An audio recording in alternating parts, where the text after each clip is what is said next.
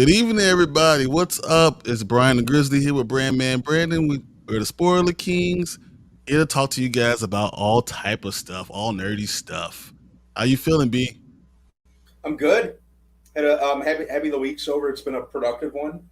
Um, the weekend's almost here, and we are 1 week closer to Barbenheimer. Hey, you say Barbenheimer, but I'm telling you, Mission Impossible is stealing everything right now, man. Oh man, it was amazing. See, B was at Brandon came in and said, "Yo, yo." He said, "First off, no one cares you saw What's MI7." going on, buddy? I could have seen it too. I thought that was funny. Me and Brandon care because Emphasis, it was awesome. emphasis on could have. Yeah, emphasis on could have, but you didn't, did you? Did you? Here's the poster. Of course, it has to be of him running, right? Oh yeah, Dude, he Tom ran Cruise so much in the stays damn running. movie. It's crazy. That man Uh, stays running. dude, I mean, to be that old and still be able to run, he looked better than the Flash running. So Mhm. I'm all for it. Like I said, man, they could have got him as Ezra Miller stand-in for running, or be his running coach. Be everyone's running coach. No one runs like Tom Cruise. But I mean, yeah, he did it. He did a great job with this movie again. We're not going over it. We're not talking about it today. But man, that Mission Impossible movie, go see it. I It's can't wait to talk entertaining. about it. At least it's I've entertaining. loved it. I Definitely one of say my favorites thus far this summer. I gotta say it's probably my third favorite movie of the year so far. Hmm. I have it that high It's as my amazing. third favorite movie, and Hmm. you know how much I love Spider Man. So it's just, Oh yeah, the that's Mission the most Impossible thing. movies, like yeah, like I said, man. Ever since three, for me, like they've just been on this upward trajectory. I love them. I think they improve with each one. I think they understood figured out the assignment. So the first two were super Mhm. serious. The first one was good. The second one was The third, fourth, and fifth, like they started to understand. After three, they said, "Okay, we're just gonna make Tom Cruise do crazy crap, and it's only be Yeah, about this the small knit group. He's gonna do crazy stunts yeah, all the time."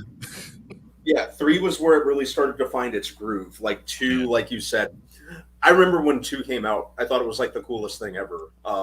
But like, it's still entertaining. Like it's still watchable. But it is very much like the redheaded stepchild of the series. It's it's by it's far the what worst. It's by far. it's what it was advertised as, a John Woo action movie. I can't really categorize it as a spy movie or an espionage, but it's a John Woo movie with a couple spy elements in there here and there. Like it's a John Woo movie that they go like this, sneaking Yeah. around like that's it. It's terrible. I do remember teenage me thought Limp Bizkit doing the theme song was like the coolest thing ever. I had a Limp Bizkit phase. So. Yeah, that sounds like you. Especially when I met you, I could tell. Mm-hmm. He said Twisted Metal looks amazing. I Twisted can't. Metal looks fun. We will definitely be talking about that, looking at that later. Mhm. Brandon also said the Willy Wonka looks great. Also, didn't even know they were coming out a new one. I knew they were coming out a new one. Because Shyamalan, whatever the new hot it boy is going Yeah, to be doing everything. So I knew that was coming out. I just didn't know they were going to drop it now. and it's from the director of Paddington 1 and 2, Paul King. So that's enough to draw me in Hey, because I really like the Paddington movies. because it's so good, heartwarming. So we'll They see really how it are. goes. So yeah, Yeah. as long as he maintains that energy for this, I think it'll be good. And we got L in here. What's up, L? Yeah. Yep. My favorite guys see the House of Nerds show. I mean, they're great. So good. I'm telling you, they're the reason why I spent so much money on all these comic books. Like I'm surrounded by comic books around right now. Like if you see me off camera, there's just stuff everywhere. It's just and I'm reading so much, and I read it and I put it in plastic and put it away. See, Tank puts it in the plastic right away. I'll read it first, and then I put it in the plastic and board it and call it a day. The same. And that's why I have all these. I have now 12 of these long boxes full of stuff. So thank you guys. You and Sergio are the reason. Very nice. I don't have 12 quite yet. He said B. They said MI7 already made $16 million. Today's Thursday. Before the weekend, it made $16 million. That's nuts. Mm-hmm. I mean, It made more than this will make way more than Flash. This movie's going to make like this weekend. I'm going to guess 82 million. Yeah. I might even go see it again. I told my mom I'd go with her. My mom really likes the Mission Impossible movies, so It's I'll worth probably, it. yeah, definitely worth it. I I think I've saw seen it. I saw it with my dad. So yeah, I took him to the movie. I was like, hey, let's go see it, and he was entertaining. He don't like nothing. Yeah, I think I've seen the last ever since Ghost Protocol. So yeah, like the last 3 Mission Impossible movies I've seen in the theater at least twice. I will say this though, in my theater, it was not full. It was not full. Hmm. So Really? yeah, mine was not full at all. Yeah, there was a full house where I went. See, my 2 like Mario Brothers 2, the game. It's part of the series, but we don't really talk about that much. Like we don't talk about Bruno, no. So that's how it is for that one. That's yeah, because yeah, you're right. Like, who really talks about it? You know, like I said, definitely watchable. Not a bad movie at all. But when it comes to the series as a whole, it's like I said, it's the black sheep. It's kind of like, even us. Like as you grow up, you don't really know who you are. You're trying to figure out who you are. Mhm. And I think that's what the series was trying to figure out who it was. And then Yeah. by 3, it knew what it was. And it said, okay, this is what we're doing. It was the series entering that rebellious phase, that rebellious teenager phase. Limp Bizkit Exactly. doing the soundtrack. It was very much a product of its time. It was very much a product of its time with because it came out like in May 2000. Very very much a product of its time. Hey Drew. We got Drew, what's up? And then we got Horror Geek. Mission Impossible is not doing great. It's not doing bad though either. As I said, I was the only one. It wasn't a lot of people in our theater, but it was not doing bad either. But that's what he's saying too. He said people are predicting 70 to 90 in a 5-day weekend. I said about 82. Yeah, so that's about where we are. And then it's doing good, but not Fallout numbers. I want to see what it does internationally, because the worldwide number might be a big number. So if we get a big number for that one, who knows where we end up? I wouldn't be surprised if we end up 600 million, 650 million for overall.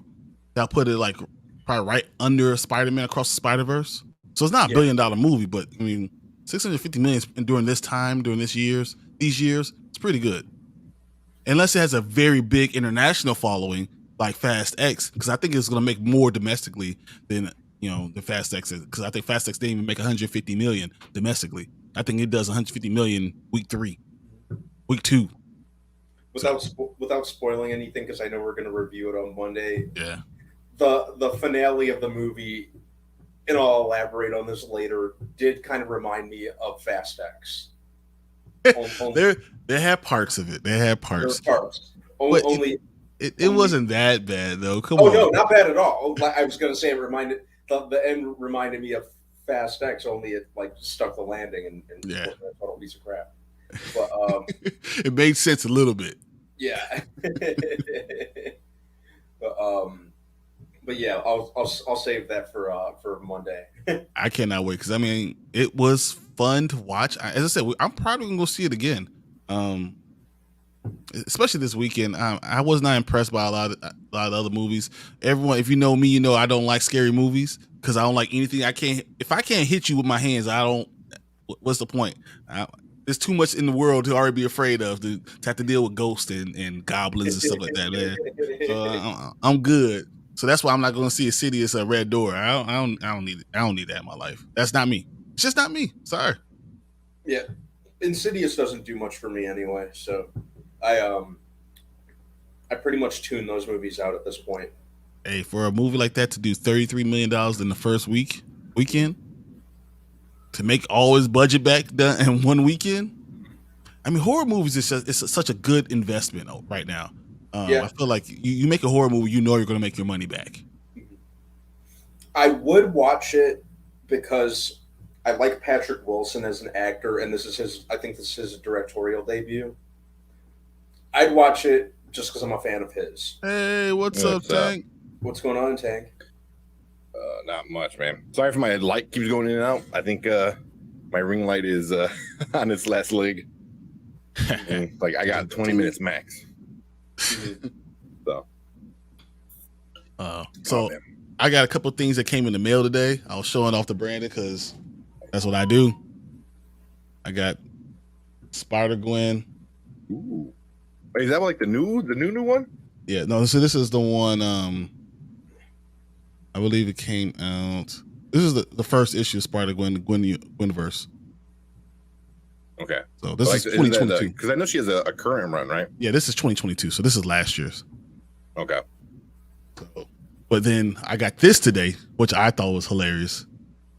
I don't know if you guys see. Oh, nice. Nick Nice. I Fury. didn't even know they had Funkos for that. I didn't either. I was That's a like, pretty oh, cool one. shoot. With the eye? You see the, Uh-huh. the white eye? out. That was awesome. Oh, so yeah. And then Tank sent me this. It's Black Panther, which is great because it went with this I just got today. Oh, nice. You got that one? I thought you Yep. already had that one. I looked up. I didn't have 72. I have a lot of stuff, but I didn't have 72. I have a lot Because of all stuff all now. those ones that are with that one are like special artist Yep. kind of thing, and they all come in a hard shell case. I have Yeah, that's pretty cool. that one and that Oh. one, Shuri and Baku. Yeah, But then I got this one too. This one glows in the dark. nice. This Oh. one. So yeah, I got toys. My kid's like, "Hey, you bought me toys." I was like, These are daddy's toys. Yeah, about that. Nice. Terrible. It's so Nice. bad. I think today we were out and about doing some errands, and then we decided to start, go to the mall, walk around a little bit with the baby, and we went into the Lego store. Just see what they got. Oh man, everything's crazy expensive. I'll send you the picture, but we saw in the Marvel section there was a 2-foot tall Hulkbuster Iron Man that was so awesome. It was like $530 or something like that. 2 feet tall. It was really cool looking, really detailed and everything. Dude, if I'm doing that, I'm not taking it apart. Like I'm gluing it. Oh yeah, no, I'm super doing that sticks together forever. But then we also saw like a bust of Black Panther, doing the Wakanda Forever kind of thing. Just a bust, and that was like 200, I think 220. Wow. It was nice though, and that was a pretty big one too. I think that was about like I think it's at 14 inches.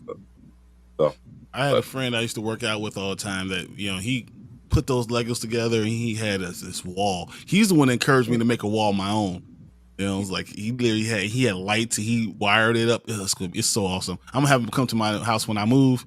He's gonna hit this whole thing up. It's gonna be lit up like Christmas tree. It's happening. We said Horror Geek said I watched all the Insidious movies. They said, but I basically watch all horror movies. It's just which is exact opposite of me. Who'd have thought, right? Yeah. Horror Geek horror movies. Are you excited about the Talk to Me? I don't know if you're excited about that one. I believe it's like a horror, like a horror movie coming out. Isn't that it comes out this weekend? This weekend, yeah. It looks like something bad happens to the dog in the trailer, and I'm just not ready for that. Yeah, you lost me at dog. Anything bad happen to a dog, I ain't going. I ain't watching. Is it A24 one too? Yeah. There's a website called Does the Dog Die? And let's see if a dog dies. This is huge. If we had a drum roll. Does the dog die? 2 said yes, 14 said no. So I assume I don't think it does. Or it doesn't see it. You don't see it on screen die. On screen. Yeah. Yeah, there might be one off screen. Yeah. Does the animal die? Yes. Oh. Yeah. An animal does die. You heard the dog me. doesn't die. Ugh. As long as it's a cat. Yeah. No offense. I can deal with a cat. Cat be looking at me the whole time like, I don't trust you either. Yeah. That's fun. All right. Brandon Davis says, so since the actor's strike takes effect tonight, yes, is every film in production comes to a full stop, i.e. Deadpool 3, do you think everything is going to stop? What do you guys think? I'll let Brandon go first. Most of it. I think a pretty good amount of things are gonna halt production. Mhm. Probably hear about some release dates being pushed back as a result. Yeah. I did hear that about Deadpool, and I feel like there was something else right before we started tonight that I read up on that had halted production, but it's kind of escaping me right now. But setting off fireworks that made me peer. Hey. But yeah, I did hear that about Deadpool 3, which I was kind of counting on it. Yeah. It is what it is, though. Yeah. So Hollywood is being considered shut down. Even at the Oppenheimer premiere in London, all the actors left. And Christopher Nolan said he told the crowd that the cast left and they are off to write their picket signs. Hey, So, I mean, Barbie promo, as Jorge said right here. Yeah. The Barbie promo. No more promos, no more red carpets, no more nothing. Anyone who's a part of the Actors Guild, any of that stuff, they're done. So this is going to stop. This is going to stop a lot of stuff. We're going to have a big gap of movies, I believe, going into the new year. Going in, something like by things that come out March and on are all gonna get pushed back. Yeah, it's gonna be a decent one. I mean, if they were smart, they might take some of these movies that they have coming up and spread them out a little bit more. Mm-hmm. You know, I can see that happening. Yeah, I don't know, man. It's all of Hollywood's gonna be bad because they suppose they can't do any post production stuff. So whatever they did, they're done. You know, and if they're mid filming, they're done. You know, and they're talking about like AI. They're like, oh, we'll just finish the movie with AI. You know, like just AI your likeness. It's gonna make it awful, and we're gonna be able to tell immediately. So no, 100%. Sounds awful. Yeah, we are not going to get any movies like you said. February we might start seeing it. I think March, April. Yeah, you're really going to see. You're like, oh wow, there's like one movie coming out this month. Which is going to work well, right for Beyond the Spider-Verse. They can say, oh no, it wasn't us. It was the actors that weren't voicing. They weren't able to do that, so we had to push it back. It wasn't us. It wasn't the work conditions or anything like that. They'll have a built-in excuse to go ahead and drop it in October. Watch. Wow. I mean, and then and all the shit the like producer or whatever people are saying about the writers. They're like, oh, we'll just let them starve, and then once they starve to death, then they'll come back. I'm like, that's so messed up. That's really messed up. Yeah, that's a good way to not have the public not on your side. That's stupid. I mean, right now, I mean, it's hard. Like, well, people were like all these actors make a bunch of money.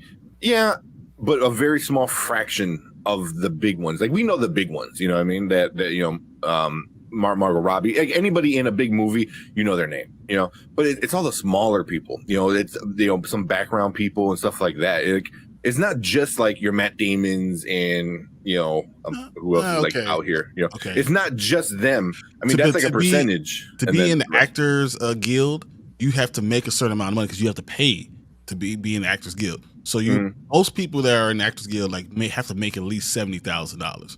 So I'm not like, though you're talking about they're not poor either. So $70,000 in California. Yeah, but it's not. That's not a lot. You don't live in California, or you know, but it's not like most of them. The lower end ones do, because you got to be able to go from set to set to set and try to film as much as possible. So, you know, you can't be like, oh, Matt Damon, I'll take a year off. Like, no, you're not going to take a year off. You have to go do something. But my point is still that, you know, that they're not. I've seen union workers that are making, you know, 10 cents on the dollar that are striking. That I totally understand. But you know what? But most of the strikes are not from people that are poor. Because look at the teacher strikes. Look at all these other strikes. You know, airline. It's about work conditions. It's about insurance for a lot of actors. That's what it's usually about. Not necessarily the money, but like getting insured and having health care and all that other stuff is huge. And I think that's a lot of times what you're fighting for. Yeah. I'm trying to look at some quotes on what Like, well, Fran Drescher is the It's the president. I was president. like, what? Yeah. When did that happen? The It's nanny? like way out of left field for me too. You It know? happens. I mean, look at Ronald Reagan was the president of the Actors Guild. You know, I that's mean, how he got famous. So he was already Fran famous. He was an Drescher is our actor. new president, guys. I'm done. I'm Hey, leaving. I hope we don't go down that route again. Like, hey, let's get this actor. He's something. Yeah, okay. Like it's better than what we got now. Whatever. Exactly. Well, yeah. So it doesn't matter. What did you say? Where you guys get? Oh, where am I getting all these bobbleheads? Oh, here you go. Everywhere. Here you go. I get the bobbleheads from everywhere, just so you know. Like Funko.com, I go on Amazon, I go to Target a lot. Target has some of the best ones. I'll check out if I'm going to a store, I just kind of go by and just see what I got. So That's where I usually go for mine. I just gotta find a place to like store them. hey, I told you I have another shelf over there I have to build. I was going to build it tonight so I could put it up. So much stuff that's like, it's getting to a point where it's like ridiculous. Yeah, so here it goes. There's also a disagreement over this is from NPR. There's also a disagreement over the use of artificial intelligence. Actors say they don't want to be replaced by computer generated images. They want control over where and how their likeness is used. And that's something that people were talking about for a while, is like, does like The Rock just lease his likeness, instead of going out there and filming? It's like, oh, you use my likeness, but I'm going to go film over here. Like, well, it would explain the final battle in The Mummy Returns. Good point. Exactly, man. That's a good point, though. That's like a perfect way to put it. And then they also want to say it's a very, very small percentage of the 160 plus member union that actually can make a living wage off of the work that we do. This was actor Dennis. What was that? Cabanella? I gotta ask you, what is a living wage? Because if a living wage means to be able to live in a house in California, I have two friends who graduated with me. I went to University of Illinois for engineering. I have two friends who make over $200,000 that have roommates in California. So I'm just saying, what is a living wage? Yeah, that's hard to say. In California, I said you have make $200,000 and can't afford a 3-bedroom, 1-bathroom house in California. That's just the truth.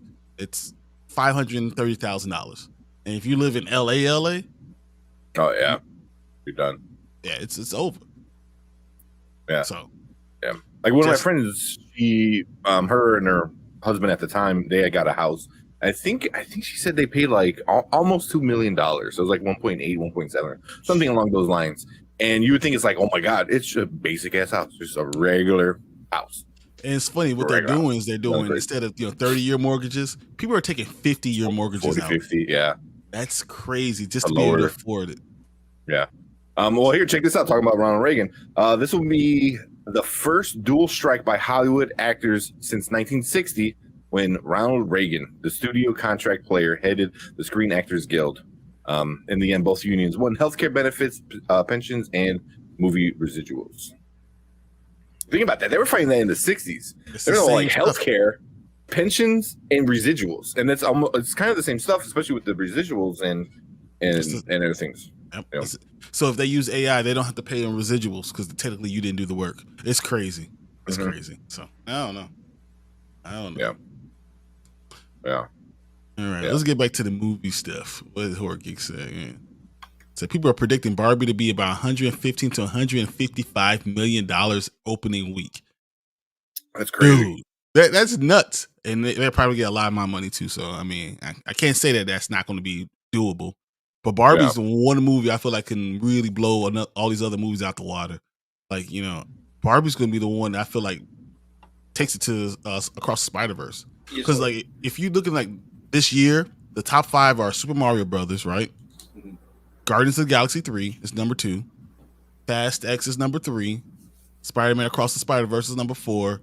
And The Little Mermaid is number 5. So Barbie is literally going to like, I want to be steal number 5 right away. Yeah, it might do number 5 in 3 weeks. No, 2 weeks. Because it's international. Yeah. 2 weeks, it could be $500 million. Like, that's crazy. So, I mean, Mattel knows what they're doing. Barbie knows what they're doing. I saw my kids were like, "I want more Barbie stuff." I was like, "You have Barbie's Dream House in Malibu and all this other stuff." They're like, "But it's not the new stuff that they just dropped." You know what? I'm done. They need to start a recycling program. They need to. Like, I have like 4 houses. Come on, man. It's great. Yeah, that's all you can afford in America right now. The Barbie house. Barbie got all the houses. That don't make no damn sense. I said they needed that after the Flash. They really needed that. Warner Brothers. Oh my God, come on. Barbie's literally going to save billions of people's jobs. Literally. Yeah. Think about it. Yeah. So Brandon says, "I love Legos." Hey, I love Legos too. But you know what? I don't. I hate Legos when I'm putting them together and I have to get up to go do something. I walk back around and I step on one of the small pieces and I get right. Oh my gosh, it's the worst. So, Yeah. Yes, they suck. yeah. Yeah. Brandon says, "It's going to be like pandemic movies getting pushed back a year or two." I can definitely see it. If we had a 6-month, strike, everything, Ooh. it's going to be a huge Man. gap.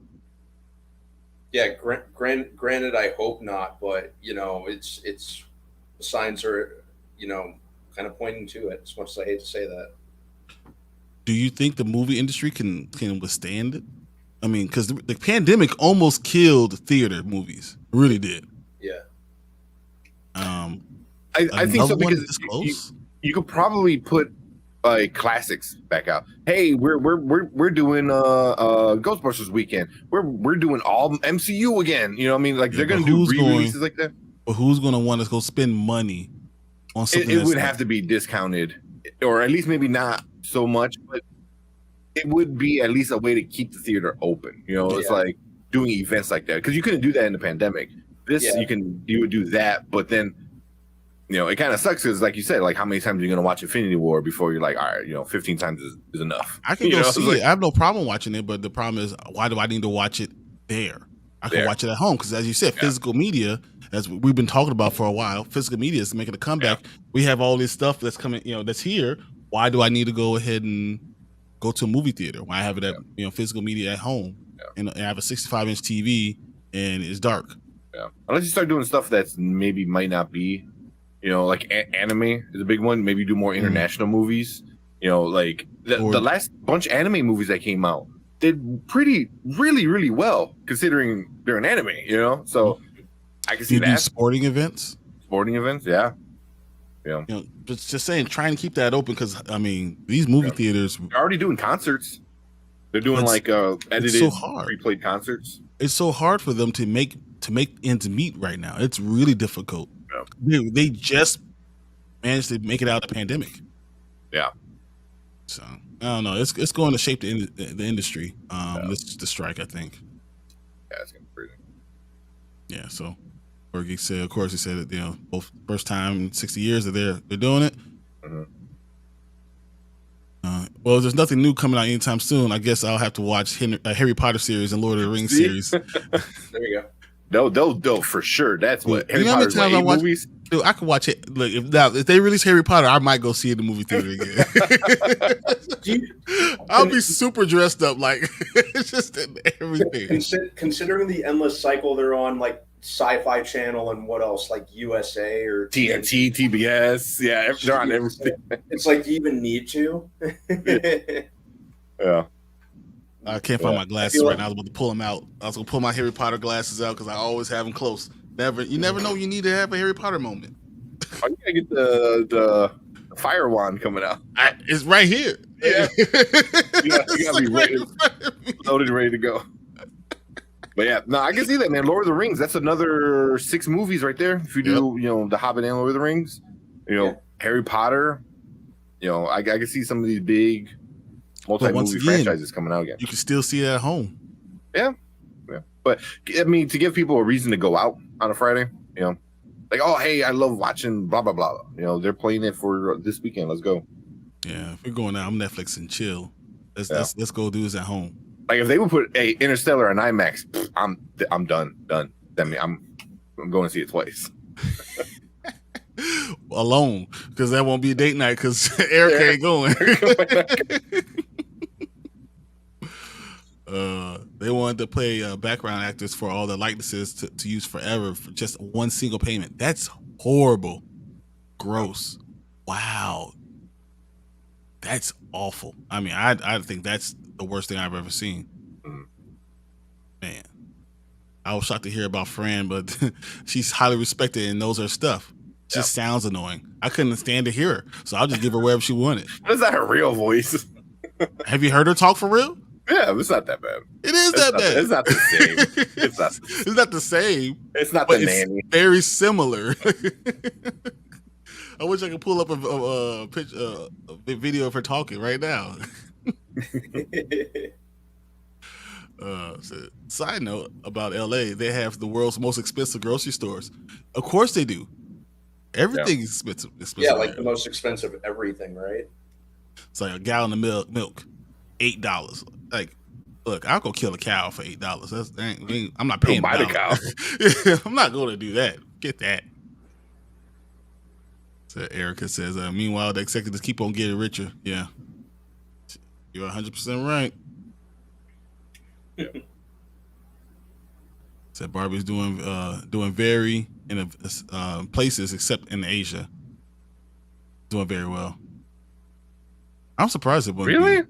I thought Asia was it'll kill still. Yeah. That's surprising. Got the Coat Lords. What's up, guys? Oh, what's up? I don't know if it's Dane or JR. I'm guessing it's JR. But, Yeah. hey, fellas, just saw Mission Impossible. Can't wait to hear what you think next week. If you saw earlier, me and Brandon were already talking about it, dude. It was amazing. It was so good. I cannot wait for our review. That movie is worth talking to other people about. It is so good. Good. Good. Oh wait, if this is JR, last week we were talking about physical media, and we brought you up because you got a wall. How many do you have? Do you know the exact number or a rough estimate? Let us know. I want to know what. I think I he said knows a couple the hundred. exact number. He's gonna be like 692 and counting. Yeah. Brandon, if it's a long strike, it's time for me to push our film. There you go. There you go. Hey, I think that would be great. I think that would be great, you guys, to do that. Mm-hmm. Wow. Oh, my God. I want to go in order, but no, I have to answer. Oh, you I just broke 7,000 Blu-rays. 7,000? Oh, my. Wait, so the entire wall behind you is all Blu-ray? Or there's some DVDs mixed in? Because if that's just 7,000 Blu-rays, and if you got like another 3,000 DVDs or something crazy, that's insane, man. But just 7,000 Blu-rays. That makes me feel better about my life. Your Honestly, Funko, my your Funko / and these comic books. Like people, if you could only see my desk, it's just filled with comic books, guys. Like it's crazy how much stuff I have. Just seeing. So I thought this was so cool. This is the Teen Titans one, but it's a foil cover. Foil. Yeah, so I thought that was cool. And then these Knights of Terror are amazing. Like really, you should check those out in the variant covers.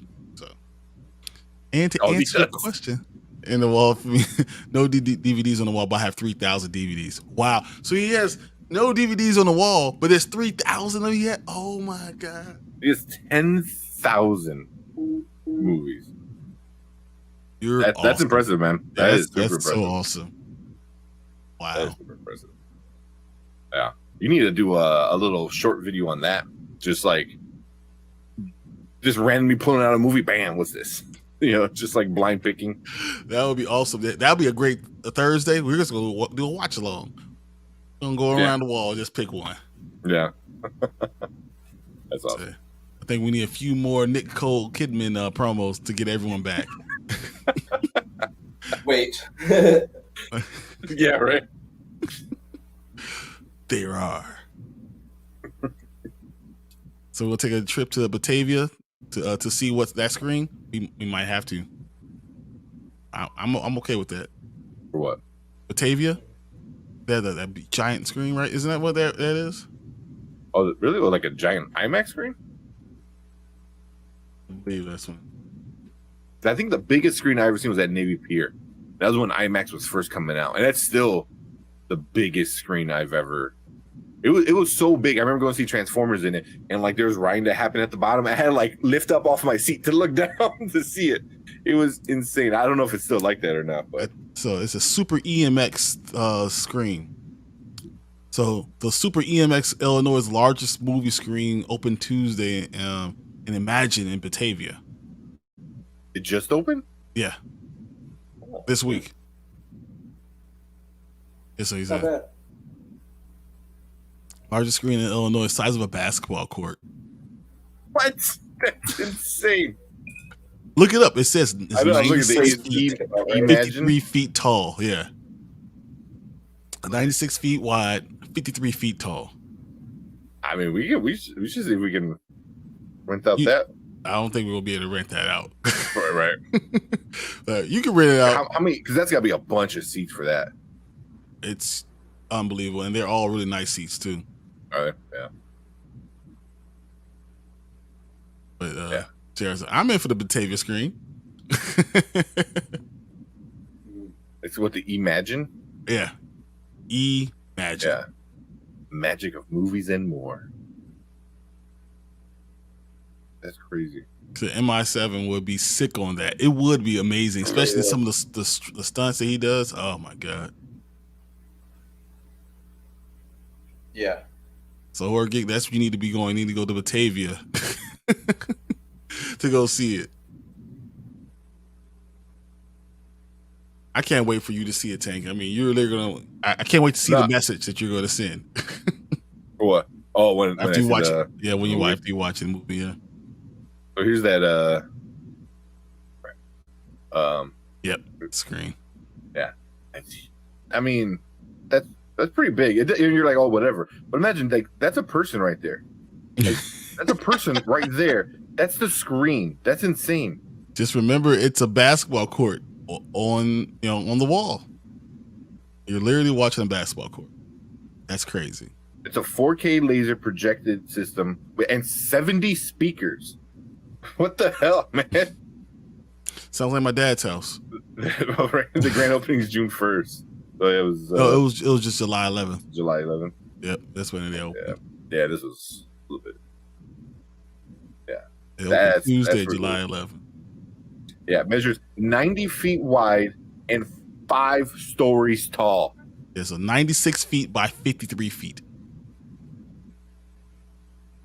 96 by 53. What the hell? That's crazy, man. That is kind of cool. Just so you guys can understand, that's literally 13 Bryans standing on top of each other. Measured across. That's crazy.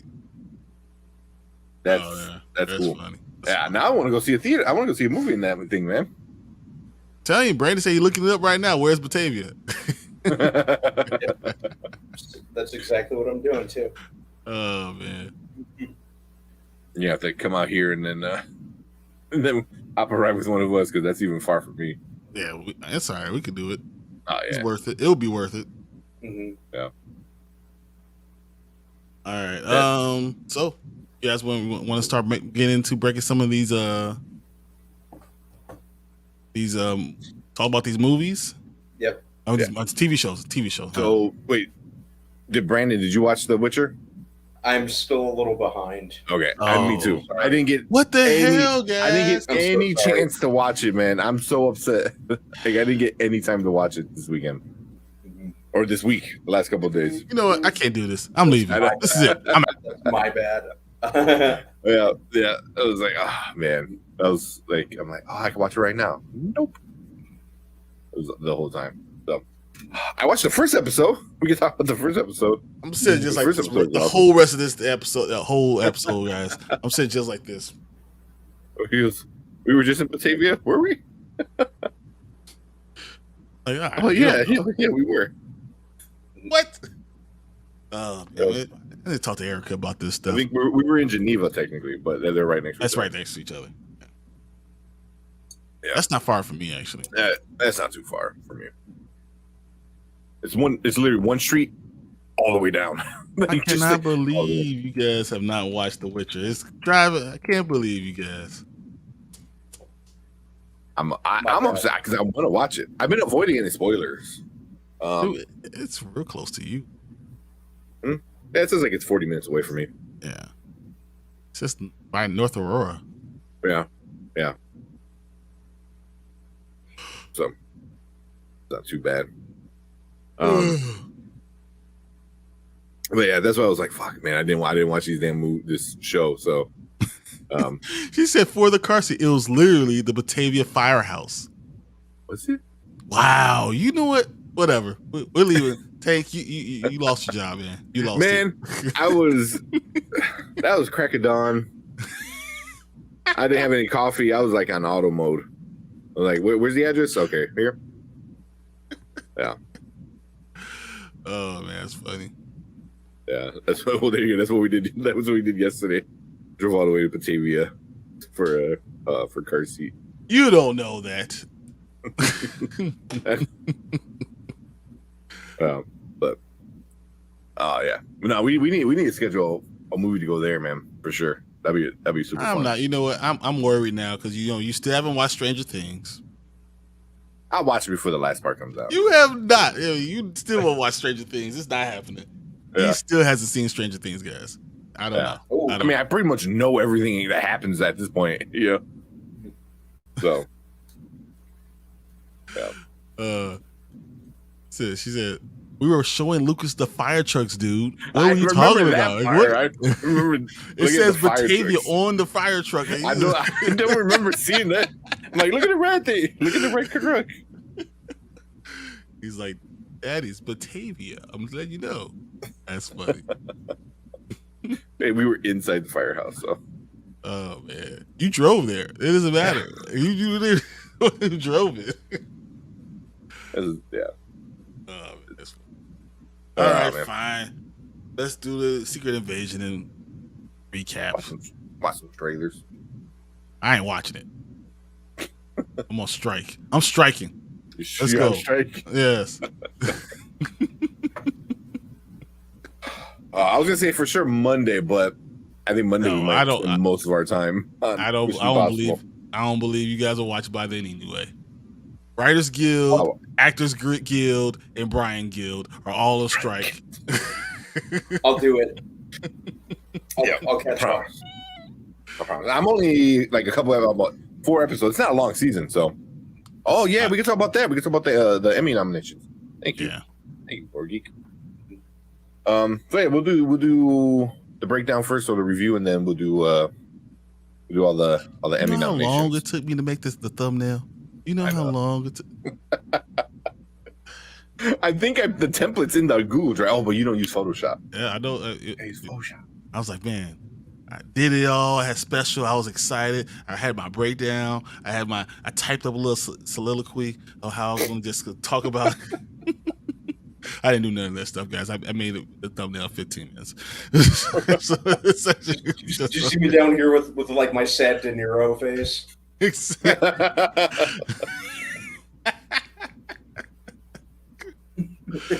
All right, let's talk about Secret Invasion because there's a lot to talk about there. So, Oh yeah. Is there? Yeah, there is. there is, yeah. Yeah. All right. Yeah, we'll get in there, and we'll do some trailer reactions, Emmy nominations. To be funny, it was like, hey, let's talk about great actors that are not going to be at the. They're probably not going to be at the award ceremony. Oh man. All right. Let's do it.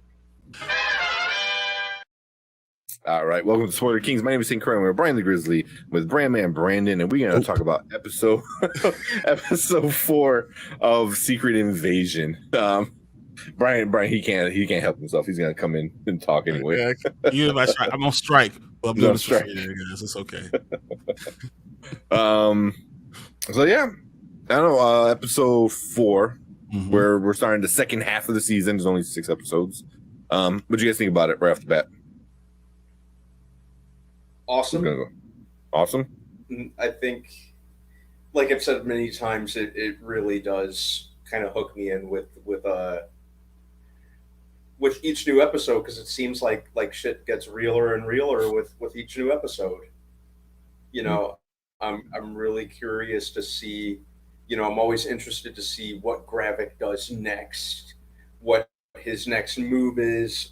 You know, what Talos and Fury's next counter is. Like I say, I like a lot of the more smaller kind of like one-on-one acting moments. It seems to have a lot of those between like Fury and Rhodey, Fury and his wife, you know, Rhodey and Fury's wife, Fury and Talos, you know, Gravik and whoever, Talos and his and what's her name?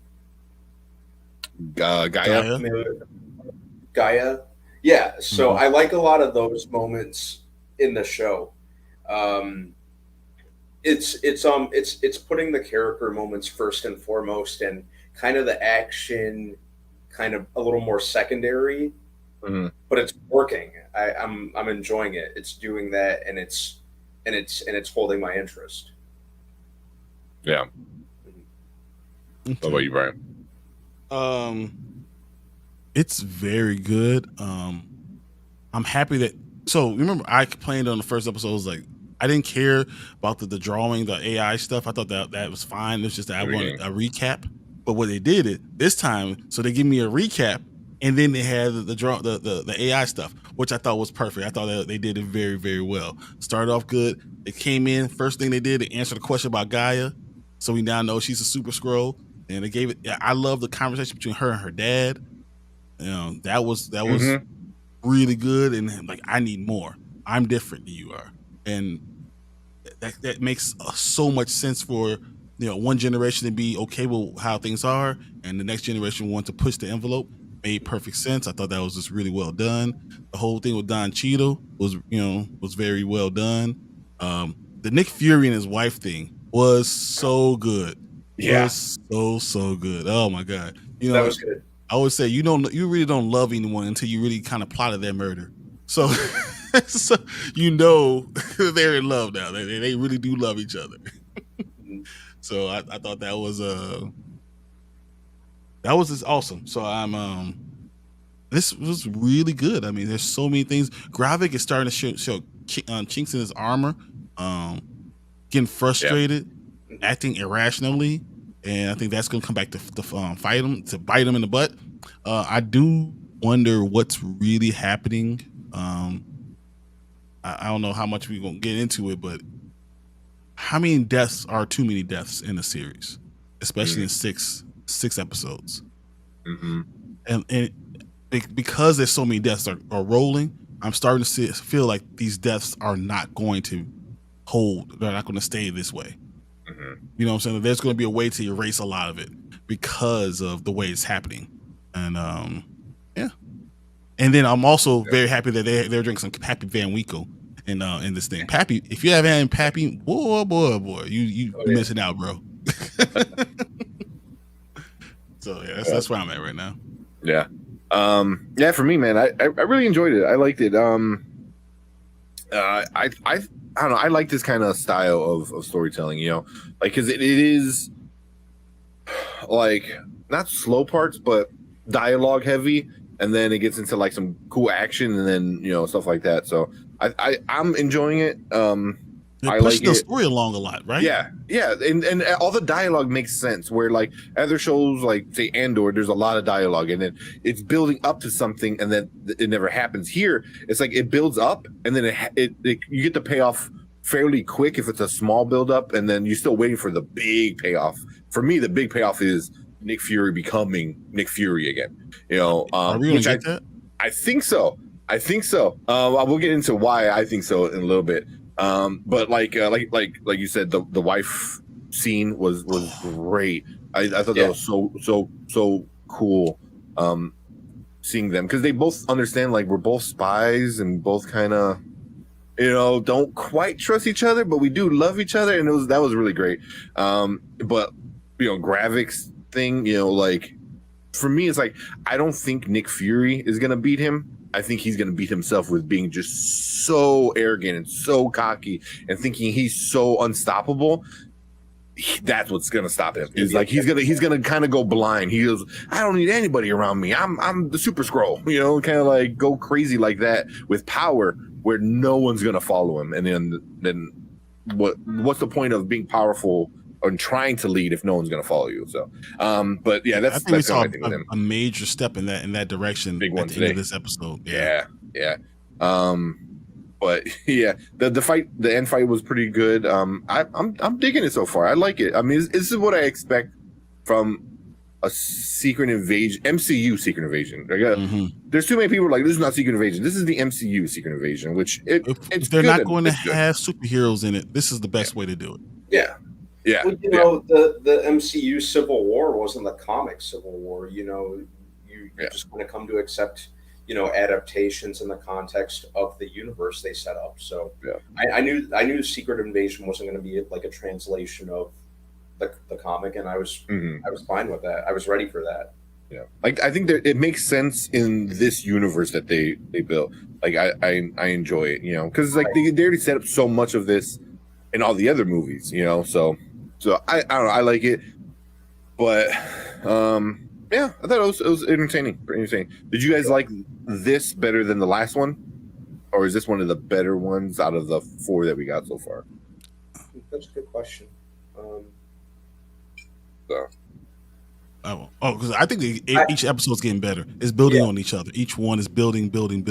Yeah. And what they're doing, they're ending every episode with us asking questions, and then they're answering the questions in the next episode. That's the best way to do it. Yeah, I like how things kind of escalate with each episode. So I'd say, they step things up with each episode. I enjoy it more and more with each passing one. Yeah, just hoping the final episode they can really stick the landing. Yeah, because I'm curious to see how this is all gonna end. You know, now, so one issue I had with this episode was Talos's plan was one of the stupidest plans ever. You know, it's like because his daughter's like, give us something good, give us something where we can rally behind you. He goes, I got it. We're gonna stop the invasion and go to the president and say, look what we did for you. So give us something. It was like, but your people are doing it, and you're stopping your own people. Like, dude, like no one's gonna say like, oh, thanks for the help from you. You know, it's like it's so stupid. It's almost like remember me like the mob thing, like, oh, pay us or we're gonna pay us so you don't get robbed. Like, oh, but no one's gonna rob us. And then they rob. So, very much a half-baked plan. Yeah, absolutely. Right. He said it so confidently too, which was like, dude. I feel like I felt like he was as a man talking to your daughter, and you're trying to stand up, and she's asking, "I want to be with you," but you asking for a complete answer, and he ain't got it, right? Because if he had it, he would have given to him a long ass time ago. So like he is trying to sit there, look in her eye, and tell her like, "Look, let's just do this because this is all I know." Because that we have no planet. I know nothing else. So this is why he went there. Because if she would have said that, and he said, let's get together, let's think of a plan, let's figure out what we can do. What is it together? And I think she would have been down, and she would have said, okay, let's go. But you know, as an adult now, she's not a child. She's not following him blindly. She's not jumping up, running to his daddy into your arms. You need to treat her as an adult and talk to her in that way. But what we saw at the end of the episode might put Gaia into a place where she is that leader that they've always been waiting for. Yeah, this is one of those things like that pushes it because it pushed Nick Fury, but I don't know if anything's going to push him to where we need to push him. But I think Gaia could be pushed. Yeah, and be the leader, and she's the one that takes down Gravik. You killed my mom and my dad? Oh, come on, man. That's a lot. She has. I mean, should we spoil right in the beginning? I already did right now. Well, right in the beginning, she's not dead. You know? Yeah, she has superpowers. Yeah, she's a super scroll. So that's right there. So, I mean, it has to be. So it has to be Super Scroll versus Super Scroll. Because how else are you gonna beat Gravik without any heroes? You know, so. You know, it has to be one of their own, which I think it makes more sense for the story too, because it's like it needs to be one of their own because it needs to stay a little bit more self-contained. stuff like that. So, but I don't know. Well, anything about that, Brandon, about the half-baked plan, or any other bad thing that you didn't like? Those were going to be my words. That half-baked plan. I remember when he was spelling it all out, and I'm like, huh, that's it. Yeah. My plan is do what we're doing and ask if you like it.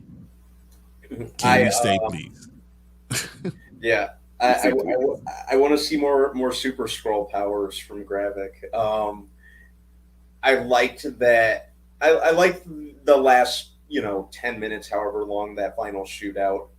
It just felt so. Like I said, I've thrown this word around a lot in the past, especially when we talked about Secret Invasion. But I like that I like how grounded it feels compared to a lot of the other MCU stuff that we're used to. I got like an espionage, almost a Jason Bourne feel from the final couple of minutes. I thought that was really cool. Um, you know, the MCU could kind of stand to switch it up like that more and just kind of do more grounded stuff as an escape from some more of the kind of wide scale fantastical stuff that we usually get or do usually get at this point in the MCU. I like that how they kind of just stripped it down to the more grounded elements. I thought that was great. I also like whenever, like Don Cheadle, who's always been a great actor. I think as Rhodey, he's really getting his time in the sun, like in the role. He's always, more often than not, very much felt like a supporting character, and an actor of his caliber, it's great for him to showcase his talents, which he's been doing throughout the entire thing. You know, it's always great to watch him. And man, like even during that final shootout, how he was just sitting in the SUV, just calm, just completely calm. Like I was like, holy crap. So I like how this really kind of keeps you guessing. It's doing good in that regard and keeping you engaged. And I would when I heard they were doing Secret Invasion, I was hoping to be engaged and constantly guessing as to what's going to happen next, and it's been succeeding there for me. Yeah, yeah. Or real quick with the grounded thing, that was what Chris Hemsworth said. He goes, "Why is Ant-Man having this giant, galaxy saving multiverse adventure? It's Ant-Man." Yeah. I was like, That's- yeah, yeah. That's where they shot themselves in the foot with Quantumania. They weren't focused on making an Ant-Man movie, and once again, something I've said in the past multiple times, they weren't focused on making an Ant-Man movie as much as they were on making a big trailer for the following phases and making one big trailer for Kang. And I think it was too premature, and they bit off a little more than they should have been chewing. Yeah, I mean, one thing you got to remember, you got to make the content for the character or the group of characters that makes sense. Like Nick Fury doing spy stuff makes sense. Nick Fury going out in space and fighting Thanos doesn't make sense. You know what I mean? So like you have to stick to what the character's built for. And I think like you said, it's doing what it's supposed to do. What about you, Brian? There's little things that I want to talk about Talos because that's going to be a big thing. The whole thing about Don Cheadle, seeing that we finally see him as a Skrull and saw how he was changed, which is interesting because my question is, did Nick Fury just do all that and sacrifice his best friend for nothing because the president's also a Skrull? That's my immediate thought, that you gave everything up, your best friend, all this stuff for someone who's another Skrull, and he's gonna find that out.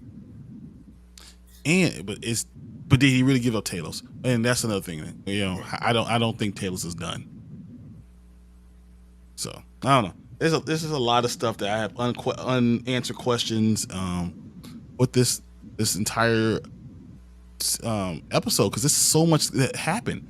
I mean, everything was huge, and Gravik just seemed very unhinged. He was very steady at the beginning, and every episode he's getting a little bit more sloppy. And why wouldn't he check? Who doesn't double tap to make sure that she, didn't? You already knew she broke into the silo. Why didn't he check on her? Like, he's not thoughtful. Like, it doesn't make any sense to be a leader. He's a good villain, but he's a terrible leader. Like, you would think that you would be checking up on those type of things. And like send somebody like, hey, go pick up that body.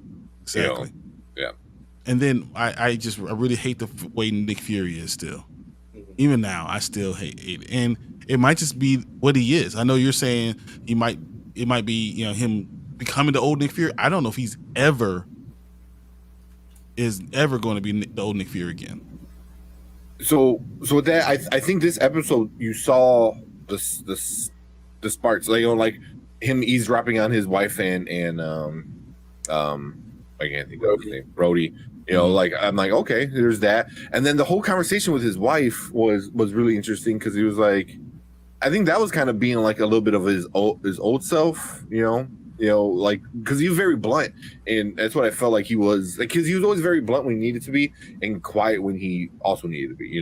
Like Civil War is a great example. No, not Civil War, Winter Soldier, with Captain America. But then the one with Rhodey, that whole scene, I was like, because the whole time the way he is with him and being real cool, and it's almost like he's kind of like, he's like telling Rhodey, I know, but do you know that I know? And then that's the problem. Is like, but do you know that I know? And it's like, done that before. He's messing with him. Exactly. He's done that. No, he's done that before, but he's still not able to make it happen at the end of the day. Every episode has ended with him failing, and him not being able to pick up the body, and him not being able to do this and not being able to do that. And I think what he has to realize is he can't do those things anymore. I think that's okay. That he moves on to a different level. Instead of him being the secret spy, he needs to be the man behind everybody. Instead of trying to be that guy, he has to be the one who directs that guy. And until he realizes that, I think this whole episode, a whole series, might be about him figuring that out. I can't be that guy, but I could direct that guy.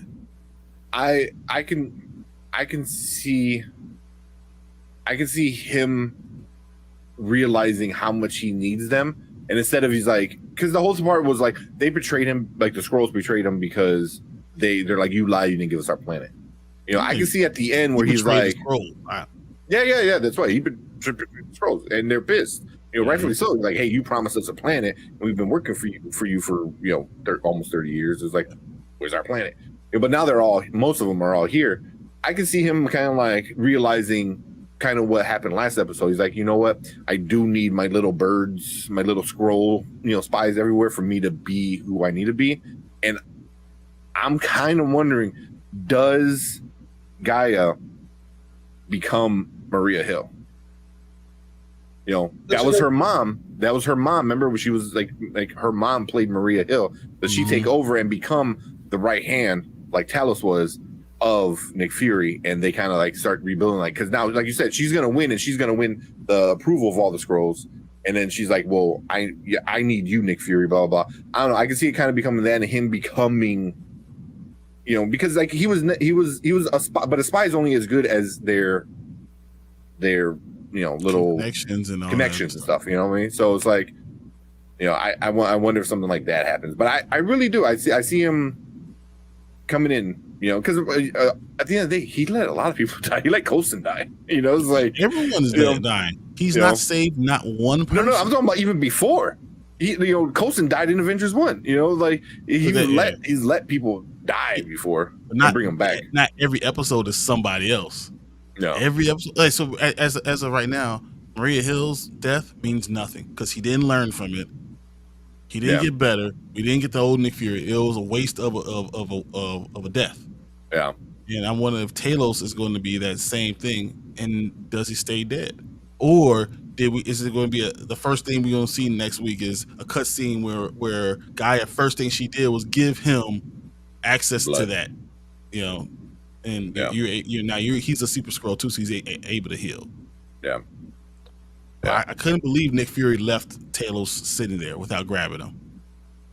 I couldn't Yeah. believe it. I'm like, why? He's right there. Just grab him, chug him in the backseat, and Exactly. go. You know. But yeah, I don't think he's dead.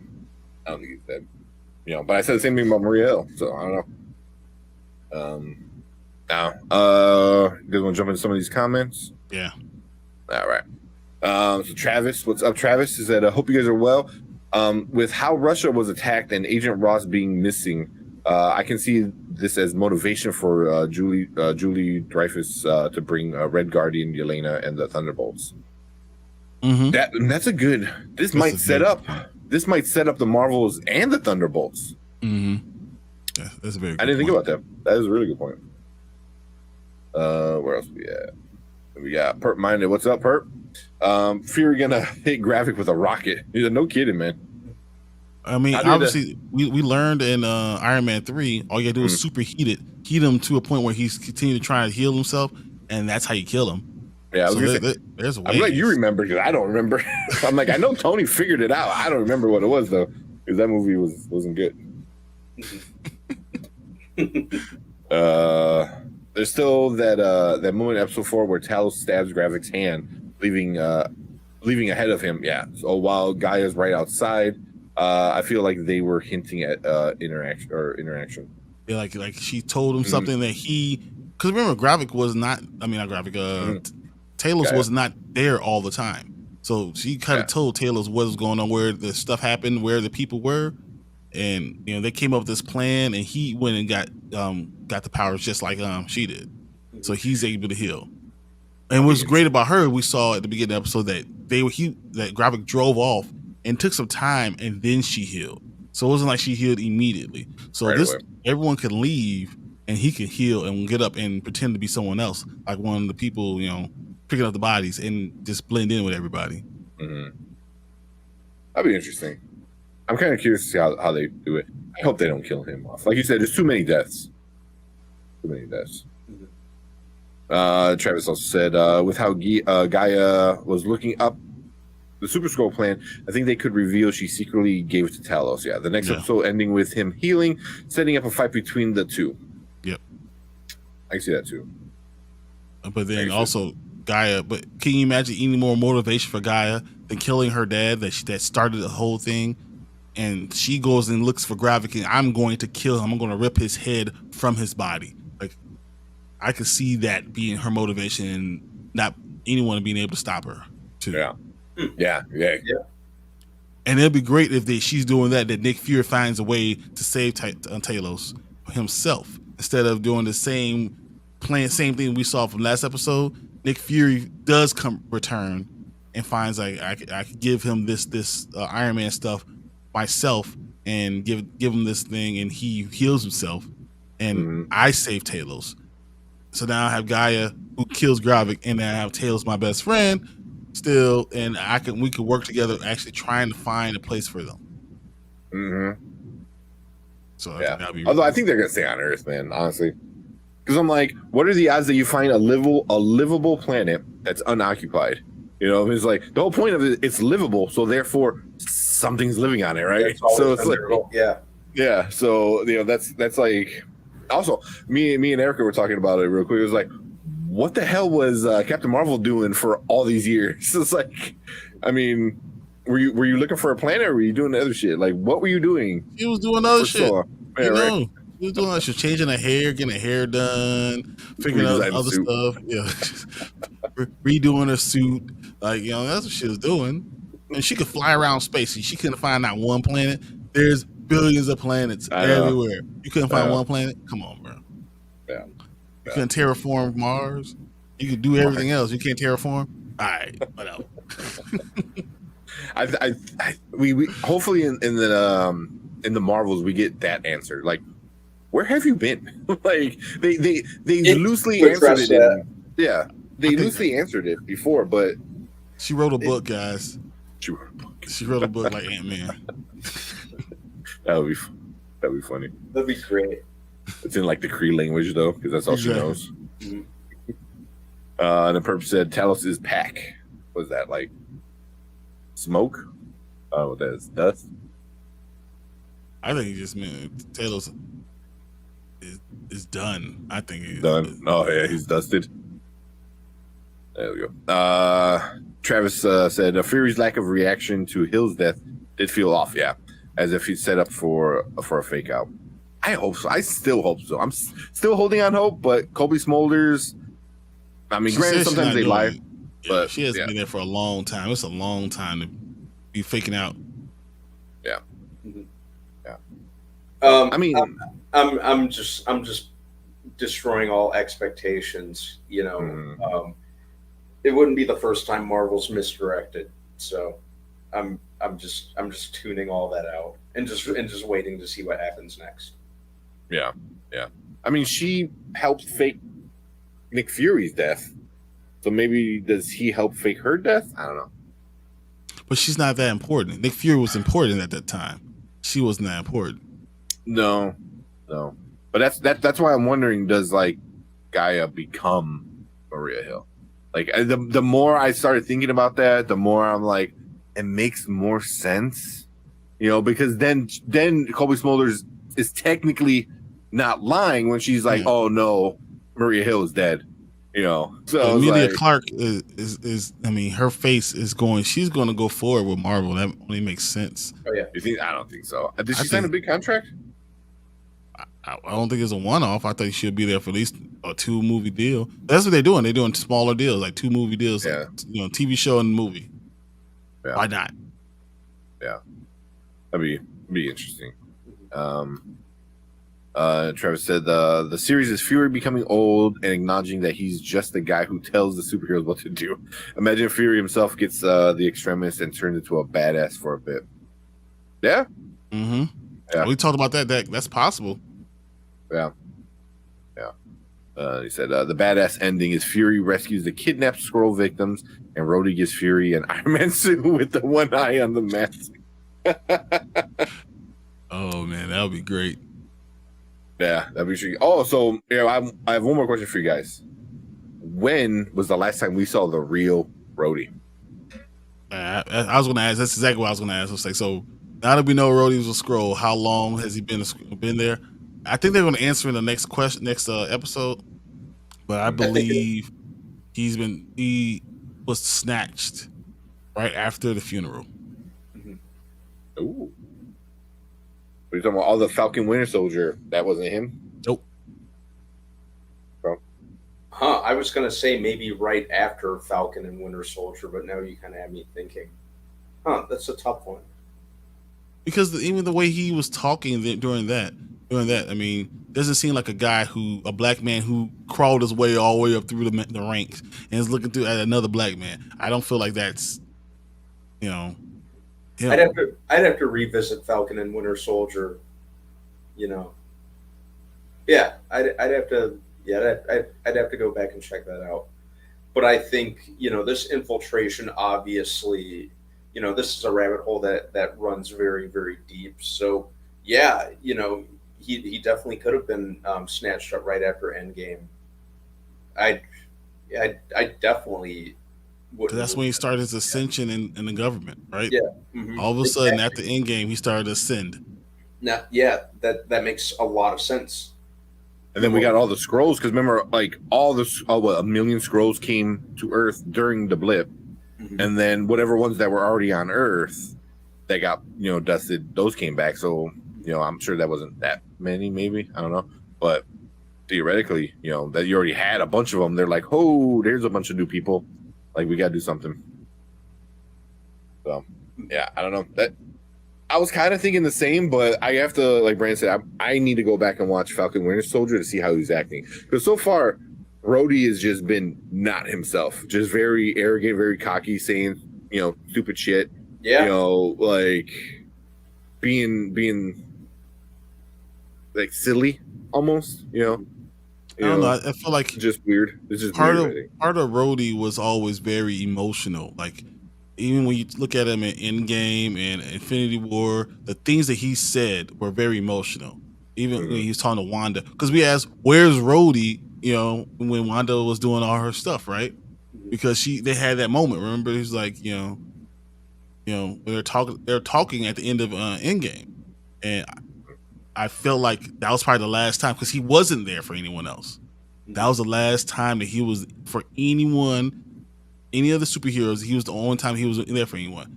So I feel like that's probably the last time he was actually Rhodey. And ever since then, it's been a Skrull. Yeah, that'd be interesting. I'm curious. I want to know. Then Trevor said we'll likely open the next episode with Rhodey, Ross, and others in the summit discussing the events of the past few MCU movies. When the doors shut, the Skrulls corners them all. Oh, like the flashback scene. Yeah, so you see, Like- that's when Ross was taken. That's when Rhodey was taken. That'd be interesting. That was the beginning of the incursion. Can they throw like T'Challa in there? You know, it's like, oh, look at that, he got kidnapped. Wait, so he's not dead? Yeah, no. Yeah, I wouldn't like that. I wouldn't like he ain't gonna kidnap Black Panther. You know what he would have done? He would kill all the Skrulls. He would kill all of them. You know, but man, you go in there and then I don't know, they put like gas in the vents and shit, and then you know they come in and you know once they're like out, they like brain zap them or whatever they do. I don't know.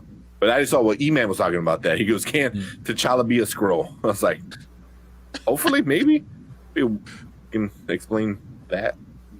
You know, but then you get all the people like, "Oh, well, the funeral would be less emotional." Like, will it though? I mean, you're still honoring Chadwick, you know, but now you're keeping T'Challa. Doesn't bother me at all. The real T'Challa. Yeah.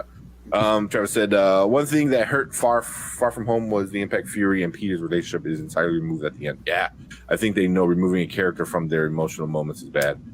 Yeah, Yes. they well, yeah, you know, Far From Home took a lot of serious, you know, like a lot of potential for kind of serious storylines and subplots, and basically made a punchline out of a lot of it.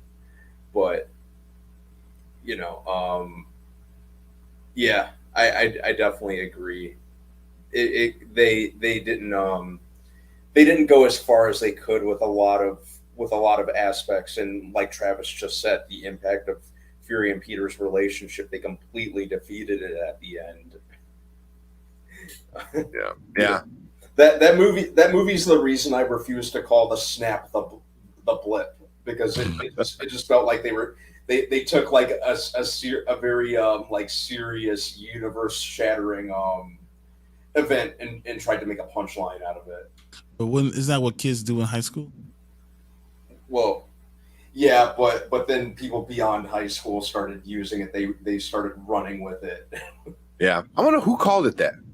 One of the Who started that? The news in the high school. the high school The students. high school little news. They said the blip. You know, that's the first time I heard that. Yeah. Well, first time we heard it, but what in universe, who started calling it that? You know, because I think who said, one of the directors or somebody said like, "Oh, how are people on Earth gonna know it was a snap?" I'm like, okay, but you could call it the dusting. You know, I mean, I don't know. Something Blip just seems weird. It seems like they were trying to be quirky and just they made a punchline out of it to me. Yeah. You know, it just, but that goes for a lot of things in like Far From Home. They tried to make a punchline out of a lot of things. A lot. House of Nerds show. What is up? What's up, Sergio? What's up? What is up, man? Travis, also go check out House of Nerds show. You know, if you like comic books, all that stuff, they're getting an artist on. Dude, that last episode was awesome. So yeah, go check out House of Nerds show, man. They deserve a lot more. They really do. A lot more subscribers and stuff like that. So definitely go check them out. Hey, check out their website, houseofnerdshow.com. Yes. That's when look at all the stuff. They talk about the shows, but they also talk about all the comic books and everything. It's so good. They have so many, I said Artist Alley. They have so much going on. That's why I always don't find out my new independence. I'm like, all right, this is what I'm gonna look for today. All right, we got Frontier, we got Barnstorms, you know, whatever. You know, they have all those things, and they have great information, great articles. So if you get a chance, please go houseofnerdshow.com. It's great. Yep. And then also you should go check out Zack Attacks. You You know, Definitely. pretty much unofficial member of us. Hey, So- he's as official as I am. So, but yeah, go check out Zach and Sack's reviews.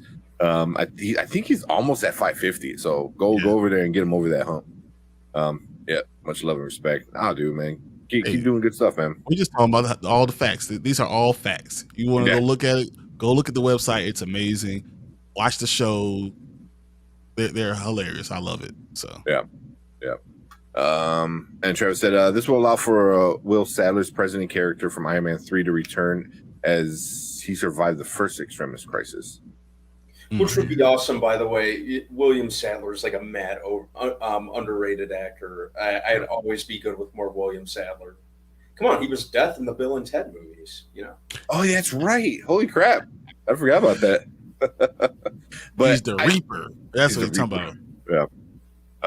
But I can see somehow they getting rid of him because they need to explain how Ross becomes president. Exactly. So no, I'm telling you, he's a Skrull, and they're gonna find out. So Nick Fury's gonna do all this stuff, and he's gonna find out that the president is already been a Skrull, and then that Skrull's gonna end up dying, and then they need to replace the president, and that's how Ross is gonna be. Thunderbolt Ross is gonna have it. Comes in. That'd be cool. Because the entire cabinet is gonna be full of Skrulls. Yeah. All the White House. Yep. Just the greenhouse. Zack Snyder did a similar thing with Clark's mom confronting Lois, but revealing it was Martian Manhunter. The difference being he can tap into people's emotions, so the scene was so genuine. Yeah, it's something like that. That'd be cool. And then Zach said, "How you guys doing?" Pretty good. Not too bad, buddy. How you doing? Hey, after seeing was it Mission Impossible? I'm great. Yeah, I'm great. And then after getting this Funko, because you understand my addiction. Nick Fury, that one's pretty cool. This is the best one. I enjoyed this one right here. That one is super cool. I got 5 Samuel Jackson and get him to sign this somehow. Oh my god, that'll be epic. Like Sam, I'll have him sign the eyeball, the white eye. Hey Sam, just call me motherfucker one time. That's all. I'm about official. That's the Zach kid from the 80s. Yeah, Turtles cartoon who can get to be honorary turtle with the brown bandana. That's all right. You're a little bit more official than that, Travis. Yeah. I'm seeing it tomorrow. Fire Funkos. Yeah. I don't know. You guys got anything else?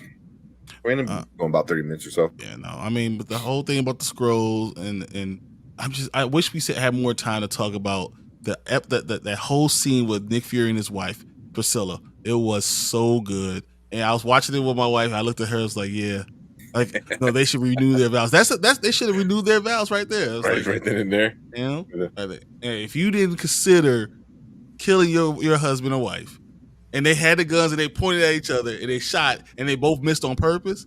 Oh, that's real love. That's real love. I was gonna let you kill me. I was gonna let you kill me. I was rather that happen than anything. So I was like, yeah, that's amazing, guys. Mm-hmm. That's so good. Well, I know we'll probably talk about it more in Chaos Central, which is with Anzo over there. Usually Sunday night is when it is. I think it's like 8:30 Central, 7:30. No, 7:30 Central, like 8:30 Eastern or something like that. Yeah. So go check out Chaos Central. We'll be there on Sunday. Breaking down. We do about like an hour long. And he usually does like a panel of like 5-6 people. So, that's such a good point for Travis right there. Oh my god, I didn't thought about that. Still uncomfortable with Nick marrying his own mom from Unbreakable and Glass. Holy crap, that's who that was. So good. That didn't even click for a minute. That's who that was. You're so good. That is so amazing. That's hilarious. I didn't even think about that. I didn't even think about that either. That's like that could be the whole time because he kept asking her like, "Oh, why you pick that face? Why you pick that face?" He's like, "Because it's your mom." It's your mom. He runs and stabs the other eyeball. Like, no. That's funny. Oh I man. didn't even think about that. Yeah, and then one last question: if an existing MCU character appears in the next 2 episodes, who do you think it would be? Ooh, I have no idea. That's a great. I don't know who I want to see in this story. You know, Zach said Clint, which kind of maybe. I'm going to say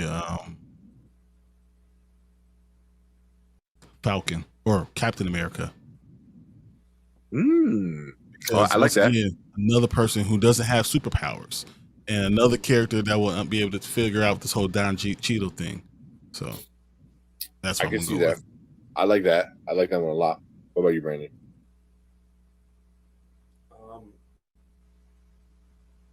I could see that too, or Yeah, but we already That's had Yelena and Hawkeye, so Mhm. I wouldn't want a repeat of that necessarily. Yeah. Mhm. I'm not sure. I'd probably yeah. Never thought about it. I've never stopped to think about that. I'd probably have to go with Sam would probably be a pretty logical choice, and it could be a nice little bridge to Captain America: Brave New World. Mhm. I thought you guys would say Captain Marvel because that would be the next logical person to connect to Nick Fury. Yeah, I'd be fine with that. Bring Brie Larson back for a cameo. I don't think it would be Brie Larson. I think it would be Monica. If it would It could be Monica, yeah. I think Brie Larson. Danvers, Carol Dan, Danvers. Carol Danvers. Captain whatever. She's out. She does outer space shit. She's done with this Earth stuff. She's No, I think but- Monica. Because they're looking for the scrolls, and the scroll thing is still outstanding. She could come back and say, "Hey, I could take some of you guys. I found a place that you guys want to start over. I could take some of you guys to your new planet, and I could keep some people here that we're share the planet with. So you guys will have a home planet and still be here. I could see that being the ending. That'd be That Nick Fury Okay. delivered on his promise. Yeah. Mhm. Yeah. I can see that.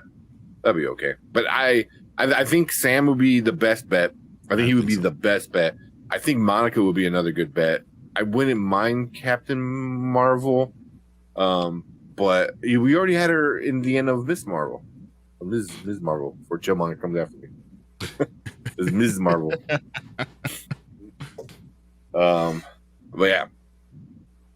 yeah, I don't know. But That's a good question, though. I mean, I Yeah, think that's that a we're really going to good get question. something like that. I could see a character like that coming. Yeah. But I still say, because the reason I say Captain Marvel is because once again she could fly through space. She found the planet and delivers on the promise. And half the scrolls want to go with her.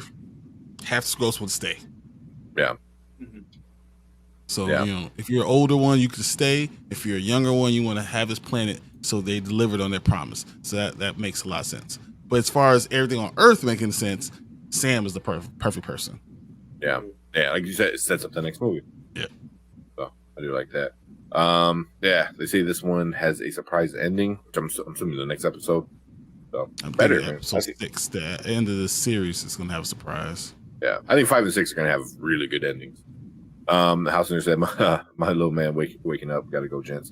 Oh man, appreciate you stopping by, saying Hey, hello. Sergio, take care of the baby. Yeah. Man, come on, don't worry Yeah. about that, man. We all know how it is for baby. So yeah. Big fan.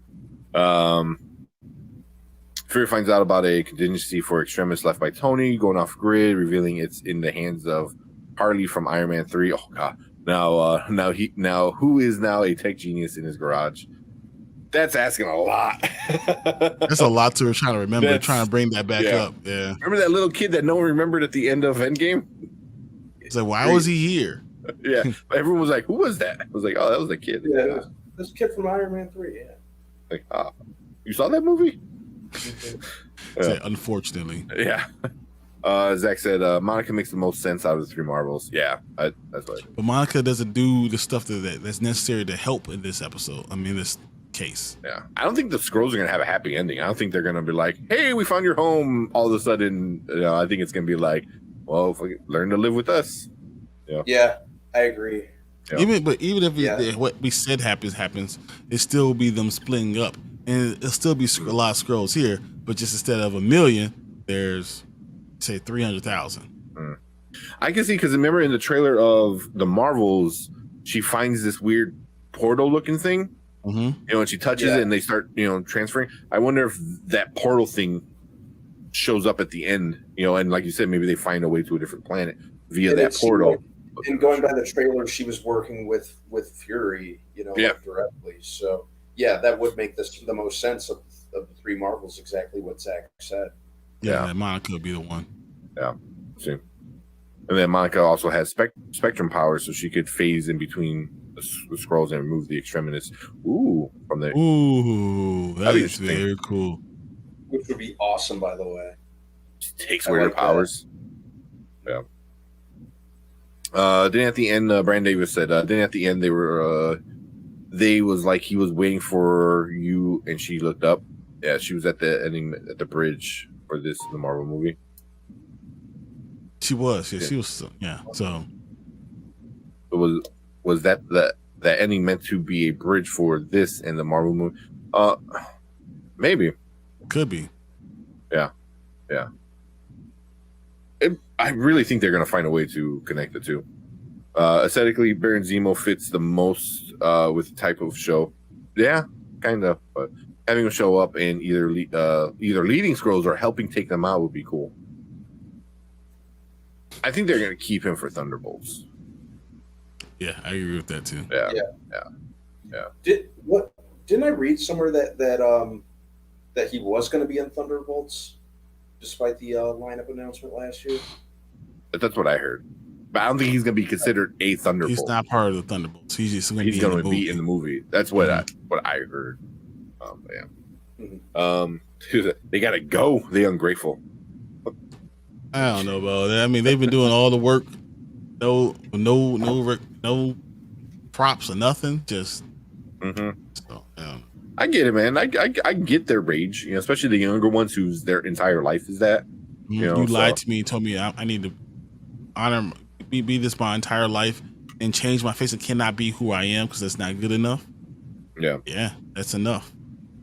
Yeah, it's a lot. Yeah, Monica removes the extremist, then just starts shooting fire at them. Just like a Godzilla scene at the end. Takes away their power. I was thinking Aang from The Last Airbender. Like she touches them and takes them out. The bender removal power. You no longer can fire bend. Gotcha. Yeah. Oh, man. That'd be kind of cool. She just like phases through them. Exactly. Yeah, they have the more power. But cool. I think we're gonna leave that one right there for episode 4. Appreciate everyone in chat hanging out. Saying hi. Saying their theories of what we think is gonna happen. There's only 2 episodes left, so there's still a decent amount that needs to happen. A decent amount that needs to happen. Was I the only person that was upset that was 38 minutes long? Yes. Yeah. Yes. Yeah, I was gonna be like, that's it. No, wait. But yeah, I definitely agree. I might go back and watch this like in one sitting once it all ends, because I did that with pretty much all the MCU shows. WandaVision, once it was all finished, went back and watched the entire thing in one day. Yeah. Did the same thing with Falcon and Winter Soldier. Did the same thing with Loki. Did the same thing with Hawkeye. So I might revisit it when it's all said and done, just to see how it flows from a narrative standpoint, watching it all at once. Yeah, which is always kind of fun, especially with like such a short season or series or whatever. Like it needs to be able to flow into like basically one big movie. Exactly. But yeah, 38 minutes kind of sucks. Compared to like 58 minutes, 56 minutes the first couple, even 44, 45 last week. So kind of upset. We've had 52-minute episodes, 53-minute episodes, and it keeps getting lower and lower. Yeah. It needs to be an hour. For sure. But yeah, we got 2 left. We'll see how it all ends. 2 more weeks. But cool, man. We appreciate everyone in chat hanging out. Zach, Travis, who else we got? House of Nerd Show. House of Nerd Show. Yep. Kevin. Yeah, Kevin Perp. So appreciate all you guys. If I miss your name, sorry. But cool. I think that's it for that one. But leave a comment down below. Let us know what you guys think about episode 4. Do you like it? Do you hate it? What do you think about the entire series so far? And let us know your theories, where you think it might go from here. But if you're watching on replay, appreciate you guys. Make sure you hit that like button, hit that subscribe button. We are so close to hitting 1,000, man. I'm like super geek. I can't believe how close we're getting right now. Yeah, we haven't even recorded like the video we needed at 950 because we've been going through it so fast. So, but at 1,000, we're gonna have a nice big giveaway. We're gonna have a big fun live stream too. So make sure you hit the subscribe button, and if you like any of our videos, hit that share button. It helps bring people more to the channel, helps YouTube us with the YouTube algorithm. So appreciate all that. But I think with that being said, we are out of here. Thank you guys. If you're watching live, we are gonna move on to our next topic. Later. Picture because some people didn't watch it. What? Going back on strike. Trevor said, would Jude Law and Skeleton Crew imagine he comes back as Marvel, having reluctantly help out Fury with Carol is the way. I don't think so. Marvel. Yeah. Especially Jude Law is a big. That was me sinking in my seat about The Witcher.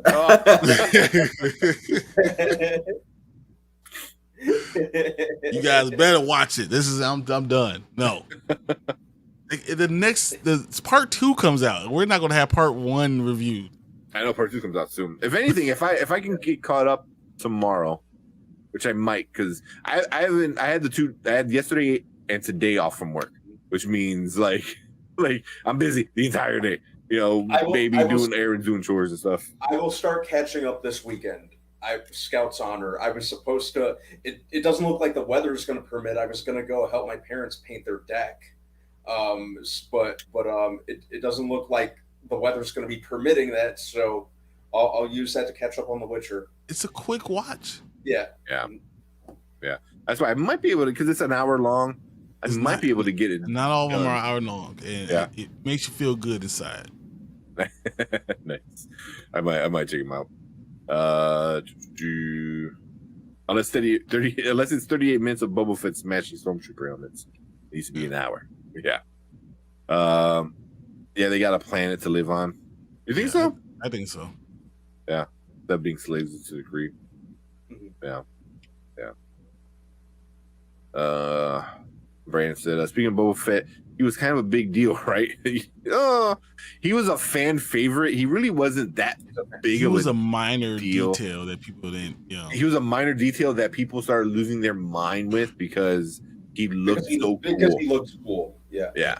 He looked cool. And then he became a thing where they started making stories and making him lore and stuff like that. But yeah. Didn't the characters show up in multiple properties outside the original? After Empire, they were like, whoa, everyone likes this stupid ass guy that we put a bucket on his head. Cool. Let's make more stories. Let's do more. Exactly. Yeah. And Boba Fett was just like always a badass because he was kind of like that dude that didn't talk much and shot first and asked questions later type of stuff. So he was like that space cowboy, especially with the spurs. Every time he walked, you heard the spurs. Even though he had no spurs on. So I was like, where does sound come from? But damn it, he's a cowboy, so you make him sound like a cowboy. He's a mercenary, guys. Yeah. For him to die the way he did in Jedi sucked. But that was the joke. Yeah. That was the joke. Yeah. Oh man. Like, really, guys? This is what we're gonna do? Yeah. If you ever get a chance, watch there's a clip or an episode in Parks and Rec where Patton Oswalt's character is trying to keep the committee in session or something like that. I forgot what it's called, but he was being a jackass to the committee, and he pretty much said word for word, shot for shot, how Boba Fett came back in the show. Like you gotta watch it. He exactly down to like how the camera pans down and there's two suns and blah blah blah and this and that and then the hand comes out. Exactly. It's like whoever made like that episode 1 of Boba Fett series was like, oh, Was a he had fan the already, perfect- and that's why he did. It was like a perfect ending of like he was like a Parks and Rec fan. You know, so yeah. But he wound up surviving. It was, you know, in the stories too, in the books, you know, he comes back, you know, becomes has a whole story.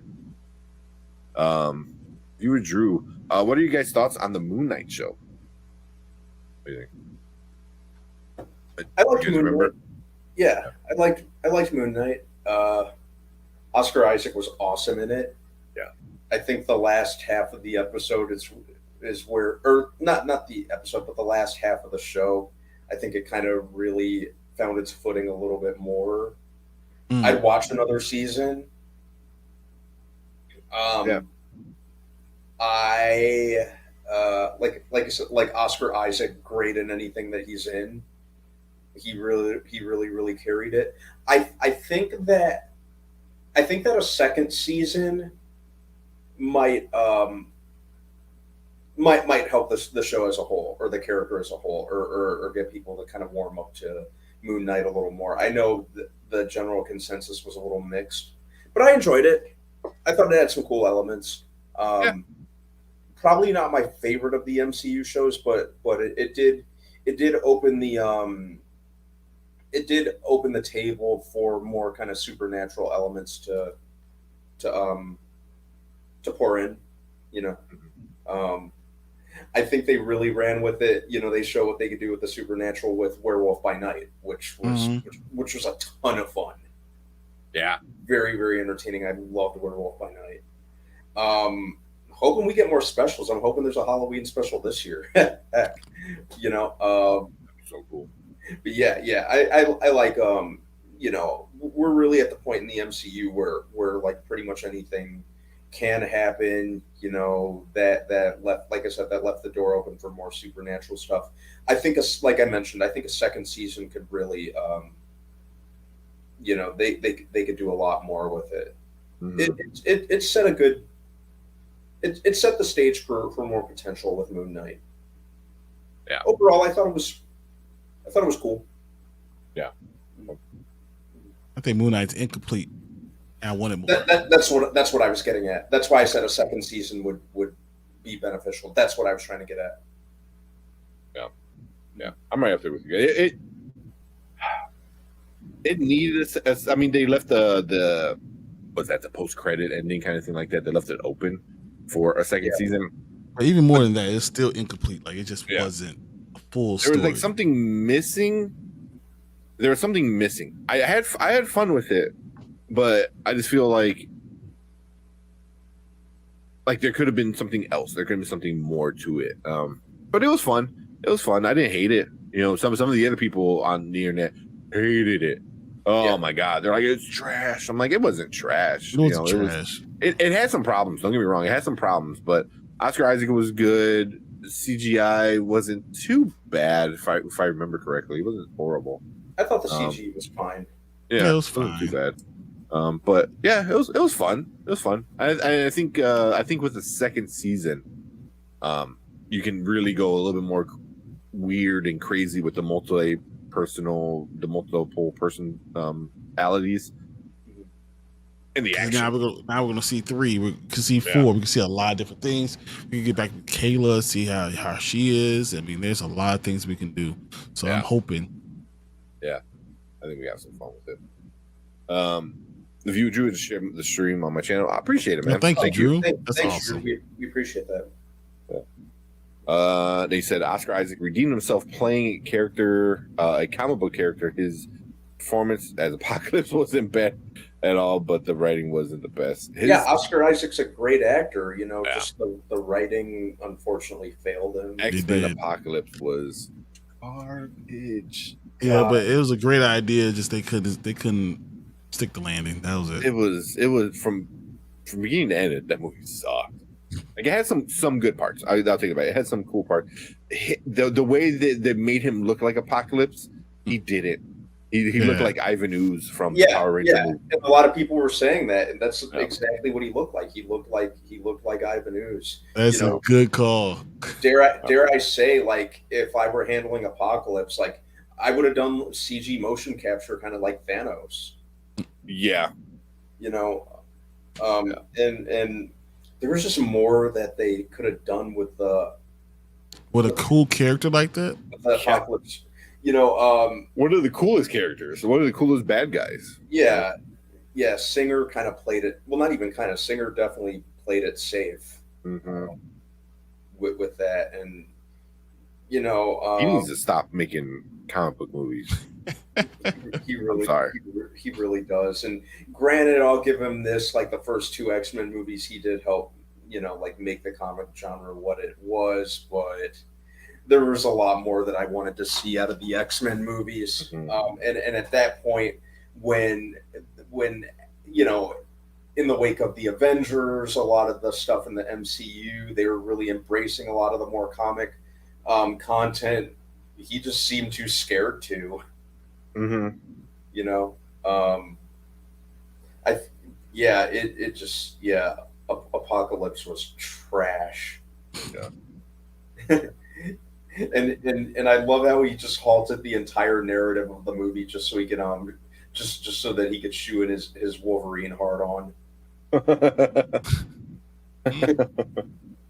Yeah. I There was no point of Wolverine being in that movie. mm-mm. Yeah. He needs, I'm looking at all the. I didn't like any of the X-Men he's done. I'm sorry. Superman Returns sucked. Wolverine Origins sucked. You know. Yeah, like you know, like the movie fan in me appreciates X-Men 2, X-Men 1. The comic fan in me was like, there's nothing like it. You shouldn't have done it. Yeah, I get it for that time frame. You know, I get it, but at the same time, I'm inclined to kind of go easy on it, but at the same time, I'm not. Yeah. Exactly. But yeah, Singer just, you know, especially with Apocalypse, just, you know, you don't do Apocalypse like that. You don't do Oscar Isaac that dirty either. Mm-hmm. But yeah, Oscar Isaac wasn't the problem. No. He was not the problem. With the right content and a better character design, you know, he could have absolutely crushed it. He's a great enough actor. Oh, and he has one of the coolest characters too, and you should have crushed it. Yeah, they should have.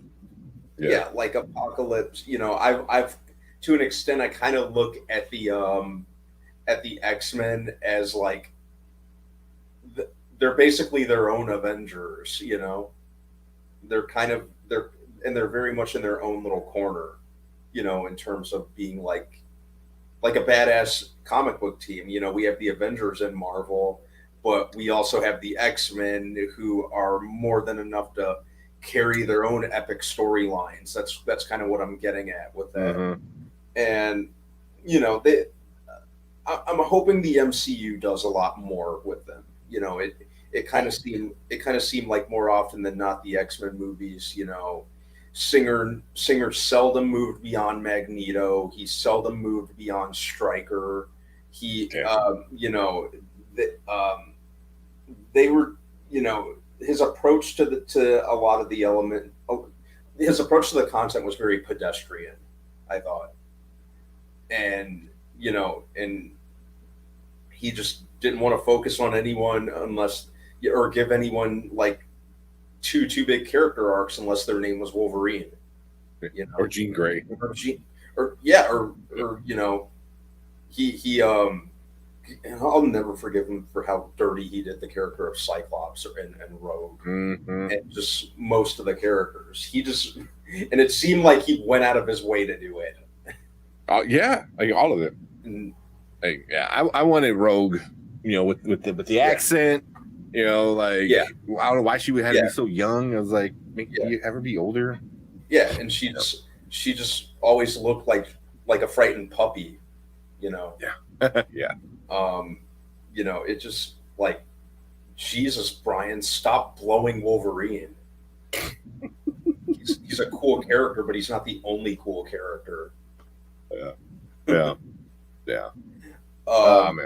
that all sucked. Yeah. But I could go on about that all night if I want. A bad X-Men. Oh man, we should have just a whole show with that. Trashing X-Men. Yeah, but I think we're gonna get the mutants first. You know, 'cause I think that's the rumor. We're gonna get the mutants first with the mutant saga and stuff like that. Because you need to set up the issue first. You need to set up the bigger problem before you bring in the group that can help save the problem. You know, so I'm really interested to see how they work that in, because at this point in the MCU, the general public has embraced a lot of these superpowered beings, that sort of thing. So I'm interested to see how they handle like the general public's fear of and distrust of mutants. mhm. I mean, I think that's what we're going to get in Captain America. I mean, they're Start bringing out doing it. mutants. They're slow playing it, and then they're going to really hammer it home in the Captain America, and then we're going to have X-Men coming probably after Fantastic Four. Mm-hmm. Oh yeah. Oh I yeah. think that's really good, because you need to have Mr. Fantastic to be able to do these things the right way. Yeah. Well, because they're not mutants because they weren't born with it. Unless they No. might change it. So I'm talking about him because he's his intelligence. You need that intelligent character in to do these things, and I think that's why it's going to be after Fantastic Four is introduced, and it's going to carry, I think, Phase 6. Yeah. Oh, for sure. So guys, Phase 6, man. actually, this is why I think the acting and writers strike right now might be good for Marvel, because Marvel's had 10 movies in the last 2 years. That might be too much oversaturation, and if it slows it down and we only get 3 next year and then 3 the year after that, that might be good for Marvel overall. Yeah. And it kind of goes in with Bob Iger. Bob Iger just announced, I believe, today that what happened to Brandon? I looked away for a second. That Bob Iger said he was going to put less money into the MCU, because he doesn't want that much content coming out of them. Mm-hmm. Yeah. So, which makes it. Let me see what exactly he said. I mean, he said a lot of shit about the. Yeah. So, like, one thing, he said, Disney CEO Bob Iger says Disney Plus has diluted the MCU's quality, which I think a lot of people are going to agree with that. A lot of people are going to agree with that. Too many MCU shows diluted interest in Marvel, says Bob Iger, blah, blah, blah. So I think he's going to make sure, instead of it being just like a thing that just happens, it needs to be an event again, and I think he understands this. He does the same thing with Pixar. Pixar releases need to be an event. MCU movies need to be an event. It'd be like a thing that people are excited to go, and instead of doing March, May, July, September, November, they really need to just cut out the middleman. Go March, July, November, and keep it at 3. Yeah. You do that the right way, then you can not oversaturate the market, and people can enjoy the superhero movies for what they are. Yeah. Big thing. But I think we might see less shows. For You already sure. said that. We're gonna see way less shows on there. Because I mean, one, we already talked about the whole streaming stuff. But yeah, he wants it to be back.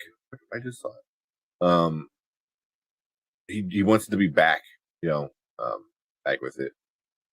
So like one thing he said, like this is a while ago, even he said, do you need a third or fourth sequel? Or is it time to turn to other characters? So he wants to see other characters too. It's like, which is cool. I'm cool with that.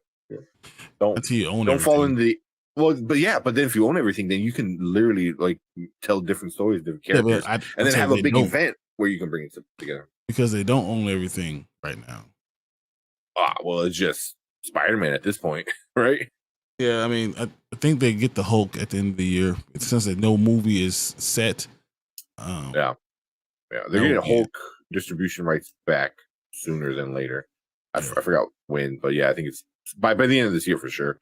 And then Spider-Man, but they're kind of playing nice enough with Sony for now. So that's okay, but especially when the X-Men comes in, I think the MCU is going to get back on track of what we've been used to. And get rid of this. And Deadpool is really setting it up to be cool because people are fairly hyped. I think I released a short. Today. Did you see that one? Mm-hmm. I thought that was like super funny. Like one also being a fan of Community. So, but yeah. So we got a couple of trailers today. We're gonna do Willy Wonka. Yeah, Wonka and probably Blue Beetle. Blue Beetle, that's what I was saying. Wonka, Blue Beetle, maybe end with a Just Ken exclusive. With what? A Just Ken. Just Ken. Just Ken. The song, the singing song. Yeah. Oh, we'll for sure get copyright claim on that. I don't think there's really much else. I mean, I do want to talk about the Emmys, but we went on a rant with. Yeah, I was like, all right, yeah, guess we're not going. Yeah, like 20 minutes. Yeah, we can just do the movies and do the trailers and call it a night. Not to mention, Twisted Metal looks pretty cool. It does, but it looks like it belongs on Peacock or wherever, wherever it's at. It's on Peacock, yeah. Yeah. Brandon said he was trying to get back in. Hopefully. Hey, you gotta remember, even when he's out, he's in. Yeah. Just like Nick Fury. I'm trying to think, yeah, that's really the only trailers coming out. Have you been watching that new Superman anime while we wait for Brandon to come back? I've been watching everything else, so yeah, no, I haven't. I've heard good things about it, but I have not watched. It's really good. I think I've seen the first two. No, just the first one. Oh, so that's why you didn't finish The Witcher. I got it. Oh, that was one episode. Get out of here. I know it is. 30 minutes. It was free on YouTube. 30 minutes, you would have already had half The Witcher already done. Half of episode 2. You would most of episode 2. It's only like 40 minutes. Yeah. My Adventures with Superman. That's what it is. It's good, man. It's very anime. It is very anime. I do like it. Supes have a magical girl transformation. He does. It's awesome. Let's see if I can pull it up real quick.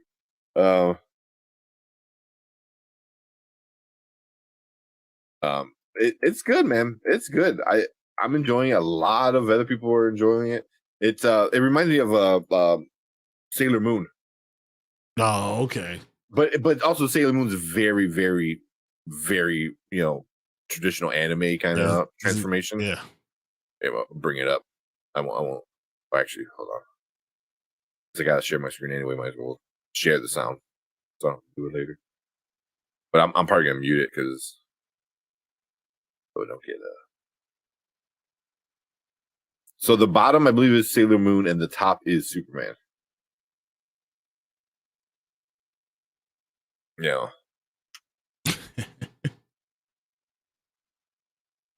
Yeah. But that's very like the same. That's awesome. But that's very much like every other anime, And then it's voiced by who's that? From The Boys, Jack Quaid. Oh, really? Is voicing Superman. So, okay. It's good, man. It's good. I like it. It's on Cartoon Network, Adult Swim. It's fun. Adult Swim. Yeah. So enjoy while we have it. But it's pretty cool. Like the first episode, you know, the first episode he doesn't even wear the suit. He doesn't even have the suit yet. So yeah. Does it have big Kryptonite? Oh my god. Oh, it's on Max too. Okay, gotcha. Yeah. That's on Max. Yeah, I love Sailor Moon. My childhood. Sailor Moon was great. Sailor Moon was great, and I love the conversation, the argument that Sailor Moon is stronger than Dragon Ball. Oh my god. Goku. Oh, that is like a great argument. Like me and my girlfriend always like mess with each other. Like, oh yeah, well Sailor Moon got blah blah blah. Like yeah, I was like, but yeah. That's a real argument. You want to not like somebody? Okay, let's not start that one. And all of a sudden, what you said? What you know? What we're not talking anymore. Yeah, I forgot. I haven't watched Sailor Moon in like since I was a kid. I think my sister was kind of into it, but not really. But then I was more into it because I liked anime, you know, before I even knew what anime was. Yeah, Sailor Moon was definitely up there. You know, Dragon Ball. I was watching a lot of Dragon Ball, you know, back then. But yeah, man, I wouldn't be surprised. Do you think we get a Sailor Moon live action? On who has the rights to it, and I think that's what's going to be big. Who does have the rights?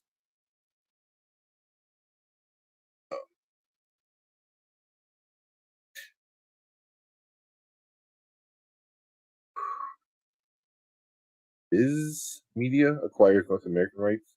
Says yeah, what? So 14. Toy Animation pooling license for rights for Sailor Moon.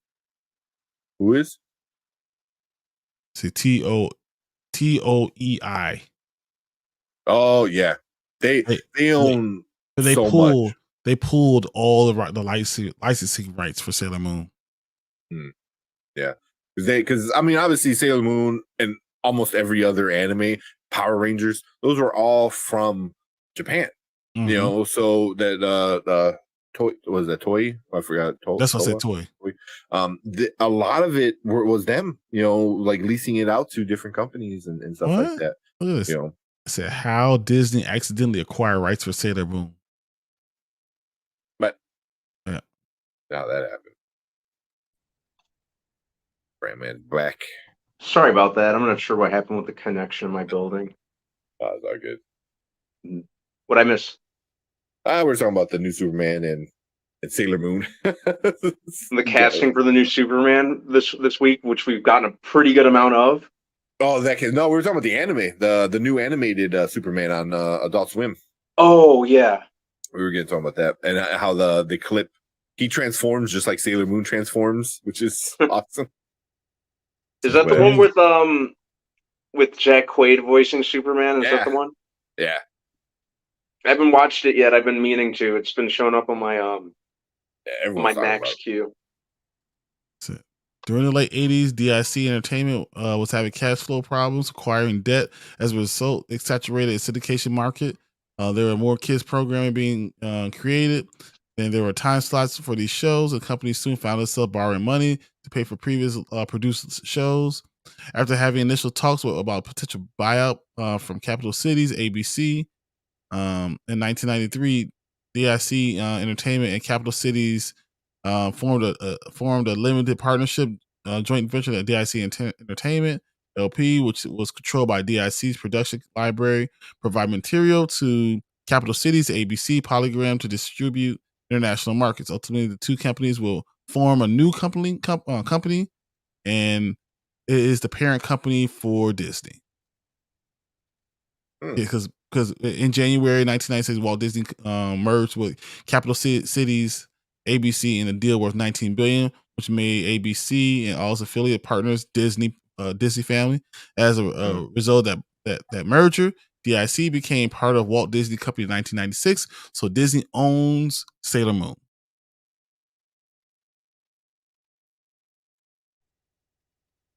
Where are you reading that from? Game Rant or something?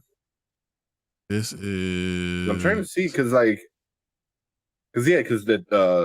Toe animation Game pool Rant. license. Yeah, this Game Rant.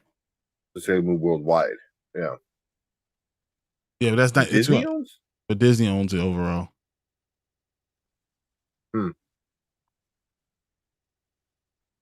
yeah, then do they though? Because Shortly after, the company launched a feature film unit known as DIC Films and signed the first look deal with Walt Disney Pictures. As a result of this deal, Disney now had access to make films based on the DIC properties, and Sailor Moon was one of them.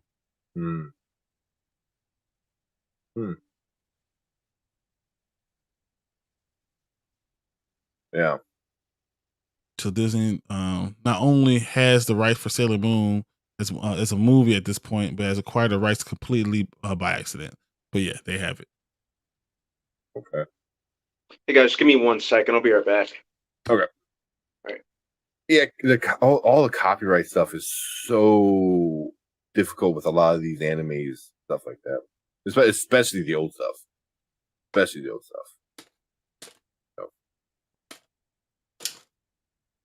So many shows reference the magical girl transformation. Yeah. No, yeah. I mean, it gets made fun of all the time. I think Family Guy made fun of it. Like, everyone made fun of it. Simpsons made fun of it. Sony kind of has the anime streaming market locked with Crunchyroll. Yeah. But then you can have you can have the show rights and animated rights and live action movie rights be different. That's how Marvel survived. They sold the rights to X-Men, to Hulk, and Spider-Man. That's what kept them alive. So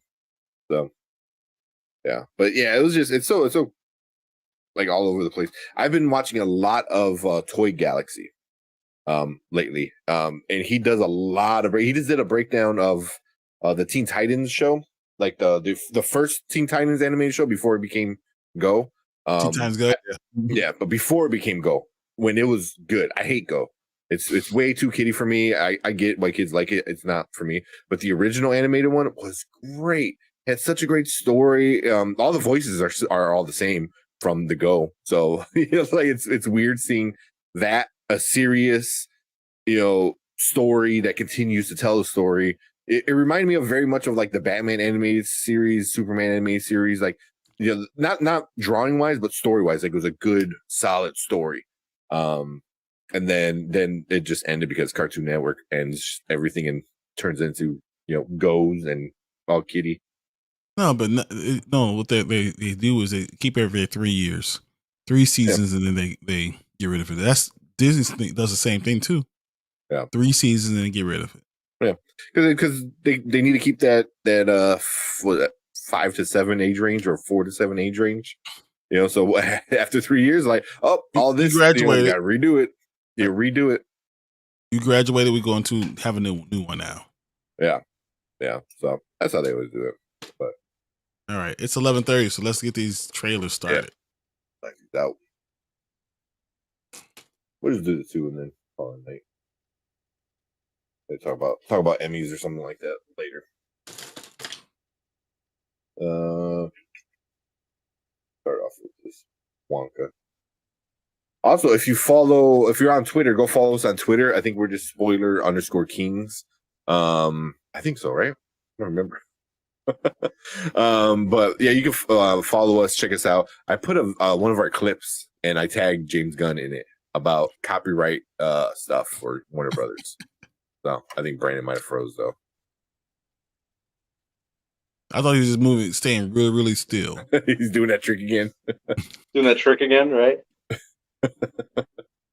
I'm connecting a new pair of earbuds so I could hear a little clearer. So he was staying still. Told you. Yeah. Brandon said, I like Go. Immediately, I never watched the original. Only found them as Go, and I love it.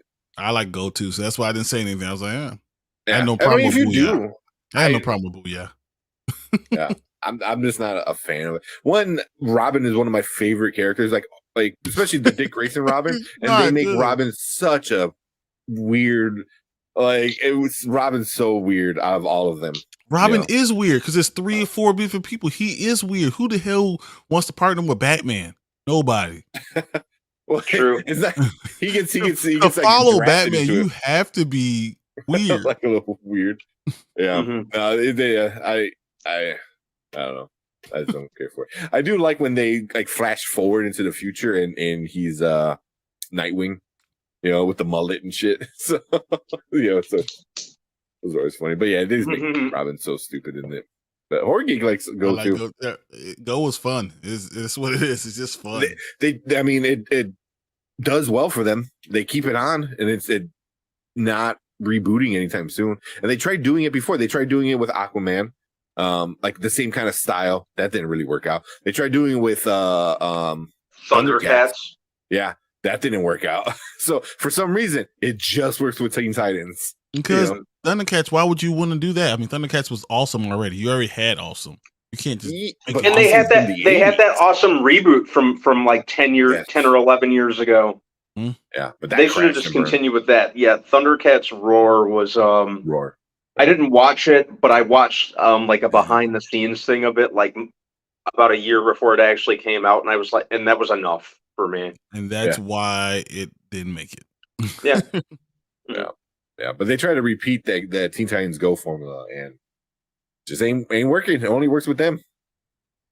So, but all right, let's check it out. Let's watch this Wonka trailer first, and then Blue Beetle. Two Warner Brother movies. Damn it, killing us. All right, it is what it is, though. This is your Blue Beetle. All right, let's do this. All right, welcome to Spoiler Kings. My name is Tim Cram with Brian the Grizzly over there, Brandman Brandon down there, and we're going to check out the brand new Wonka trailer, the prequel to Willy Wonka that no one asked for. Exactly. I was like, who needed this? Yeah. So I haven't seen this yet. I've seen some other of our friends on YouTube react to this trailer. So let's check it out and then see what we're dealing with. All right. Make sure. Bring down the quality a little bit so it's not so laggy. But cool. Let me know if you guys can. Why? Hugh Grant playing an Oompa Loompa. I love it. I love how that dude's just playing playing whatever he feels like playing nowadays. I'm there for it. He went from like rom-com, like the It Man, to Oompa Loompa. He was the king of rom-coms like throughout the 90s, right? Mm-hmm. And now he's just doing whatever he pleases. I'm there for it because he's been turning in, actually, especially the last several years. He's been turning in a lot of performances I've liked. Yeah, I mean, what was the last one? Dungeons and Dragons. Dungeons and Dragons, Operation Fortune, The Gentleman. He's just been living his best acting life. I love it. Yeah. As for the movie itself, I think because I know Paul King, who did Paddington 1 and 2 movies, I love very much. If they had to make a Willy Wonka movie, like a prequel, he's a good choice for it. So I think he's a big point of attraction for me, and it just looks like a good little cutesy holiday season movie. So probably check it out. Timothy Chalamet's like the it boy now, so yeah, and really he looks like he's having fun. I know he's pretty much in everything, but I don't think I've seen a bad performance from him. That's true. Chalamet, that's what we got. Chalamet, is that how you say it? I'm just saying it's gonna be his winter time because we got Dune, we got Willy Wonka. Yep. When does this come out? And I saw High Evolutionary in that trailer, I think. December 15th. Hopefully in this he'll play a slightly nicer guy, right? Well, it doesn't look like it. So it comes out December 15th, so that's interesting. I don't know. I didn't know I wanted this or not wanted this, but I'm okay with it. Looks good, but is he grooming this girl? I don't understand exactly what's going on, and not in that sense, Brandon. The what? Get your mind out the gutter. The what? They say he's grooming this girl, and I said not in this sense, Brandon. I know you're the one thinking that. But I just I like, didn't say what anything. is he doing? Yeah, I can tell. Look at your head. You just know. You know what he's thinking. But what the hell was going on? I don't understand. And then if I never saw her in the original movie, did he drop her once he got famous? What's going on? I'm interested in knowing the story. She got diabetes and died. Exactly. From all the chocolate, because black people can't have all that chocolate. Or like was Michael Keegan Michael Key was in it. I think he was the police officer. Yeah. I mean, because his voice is hard to miss. And then the one scene he's like fat because I get 150 pounds in a week. I was like, what? Exactly. And yeah. So I mean, I don't know, man. Part of me is like, it looks too silly, but isn't that the point? I mean, Yeah, Willy that's definitely Wonka, the point. that's what he is. It's very silly. So I mean, yeah. You know, I mean, and Wonka, really, I mean, Willy Wonka himself, like Timothy Chalamet needs to be something he's never been before. You know, and you need to be serious and also goofy and also over the top. And I don't think he's ever been over the top kind of yet. I'm trying to think of other stuff he's been in because, yeah, I don't know. I'm kind of iffy with him on this one, you know, because even when he's like funny, it's like he's not funny, you know. Even when he's like, "Oh, flip that, reverse it," or whatever the hell he said in the beginning, you know, I was like, kind of. I don't know. I mean, I always thought Willy Wonka as a horror movie. Of course he would. It's a horror movie, just with very light purple people like to kind of walk around and make everything else. Because think about it, people getting crushed, people getting squeezed, people fall into dungeons, and it's a horror movie. Yeah. Just, I mean, so is he the early version of Gene Wilder or Johnny Depp? That's this is. I think it's pretty apparent that this is like the Gene Wilder version. They're ignoring Johnny Depp. A good version. Yeah, they're even with the Oompa Loompa playing the flute, like tune from Willy Wonka and the Chocolate Factory. So yeah, I think they're just gonna forget the Johnny Depp version ever happened. Which, to be fair, it was a pretty forgettable movie, so most people probably did anyway. Yeah, that was way too dark. It was such a dark version of it. But it was a horror movie. This is what it was. That's the version Brian remembers. That's why I always thought, I was like, oh, the chocolate. You trying to kill people with chocolate. Death by chocolate. It's my nightmare, guys. My nightmare. Your nightmare. Let's get through some of these comments. Was that he been in the game long enough to do whatever? Yeah. His old British comedy days were amazing. See, I didn't even know he did comedy. Also, I'm not a big fan of British comedy. I don't find it funny. Said British comedy, oxymoron. Exactly. Fits the ridiculous world of Willy Wonka. It does. It looks very like whimsical and over the top. Yeah, I'm on this. That looks awesome. Okay. Brandon Davis liked it. Horror Geek, early ideas had originally had Charlie being a black character before it changed. Oh, really? In what, 70s? Poor black kid and getting everything. Oh, that wouldn't work. Yeah. They wouldn't have gone for that. Yeah, who is that? I'm going Warner Brothers. Like, whoa. Yeah. Getting everything he ever wanted? No, they can't have that. Yeah. Brandon said, I'm glad it's not a remake. That's something that I didn't want. But I'm interested in the Willie's backstory. Yeah, well, like, where's this girl go? Was he grooming her to be his thing for real?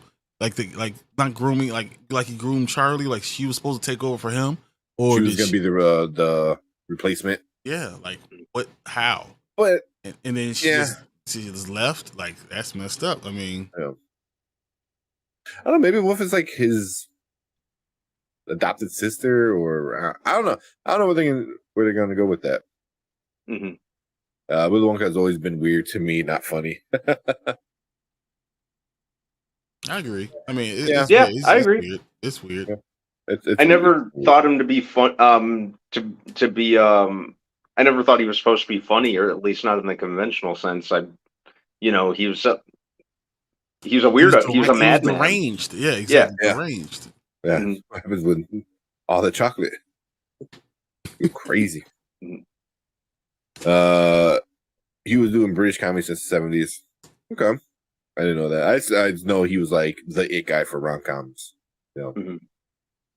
Mhm. Brian, no one cares about the little girl. It's about the backstory.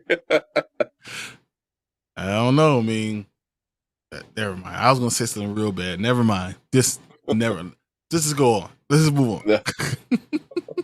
No, because I mean that was something I thought about too. I was like, who is she supposed to be, and why didn't we see her? She's the one that gave Later. him the recipe to the chocolate, and he stole it. Oh my god! Made it for himself. Yeah, He was making chocolate. He's like, this tastes terrible. Why don't Yeah. we use this, and this? He takes her recipe, and then we never hear from her again. She never gave me the recipe of chocolate. never even heard of her. Yeah, See you, Susie. Yeah. I don't know. Timothy Chalamet is going to be the main make or break for me with this one. You know, like he's a great actor. You know, he is the it guy. I was because the whole time I was trying to think what he did that was over the top. I guess Don't Look Up. He was like that like druggy kind of kid that was kind of a little bit over the top and silly. You know, so I'm like, okay, so I know he can get silly if he needs to be. But he was also a serious character too towards the end. But yeah, I don't know. I mean, I'll probably watch it. It looks cool. I mean, Hugh Grant as Oompa Loompa. That's something I didn't know I wanted. Now I need. It was like because it's just so stupid. You know. So I like it. So I say, thank you, sir. May I have some more? That's all. Yeah. But anything else, guys, on that one? Looks fun. That's all I can say. I'd say mostly it looks. Yeah, I'll watch it. Have a fun time. Yep. Yeah, but yeah, the end of this year is going to be owned by Timothy Chalamet. Like Dune, Definitely. and then as soon as Dune is coming to an end, you got this coming out. So, yep. That's what I thought. Hugh Laurie's the one out there. Like, yeah, I was like, that's House. Yeah, that's House. Who I like blew my mind when he talked for the first time, and he's British. Like what? You too. I was like, what? Like, was that House the whole time? Yeah, exactly. Oh man, but cool. But I think we're gonna end that one here. But leave a comment. Let us know what you think about Wonka. Does it look funny? Does it look not funny? What do you think about Timothy Chalamet? What do you think about the Oompa Loompa? But leave a comment. Let us know what you think. And if you're watching live, stick around. We're gonna talk about some other stuff. But if you're watching our replay, thank you for clicking the video. Hit that subscribe button. Hit that like button. And if you see any of our videos, please share with your friends and family. It means a bunch to us. It means a lot to us. But thank you guys. We are gonna move on to our next topic for the night.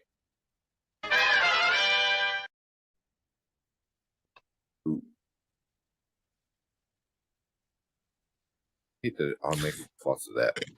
He said, in fairness, Grant and Laurie could be the same person.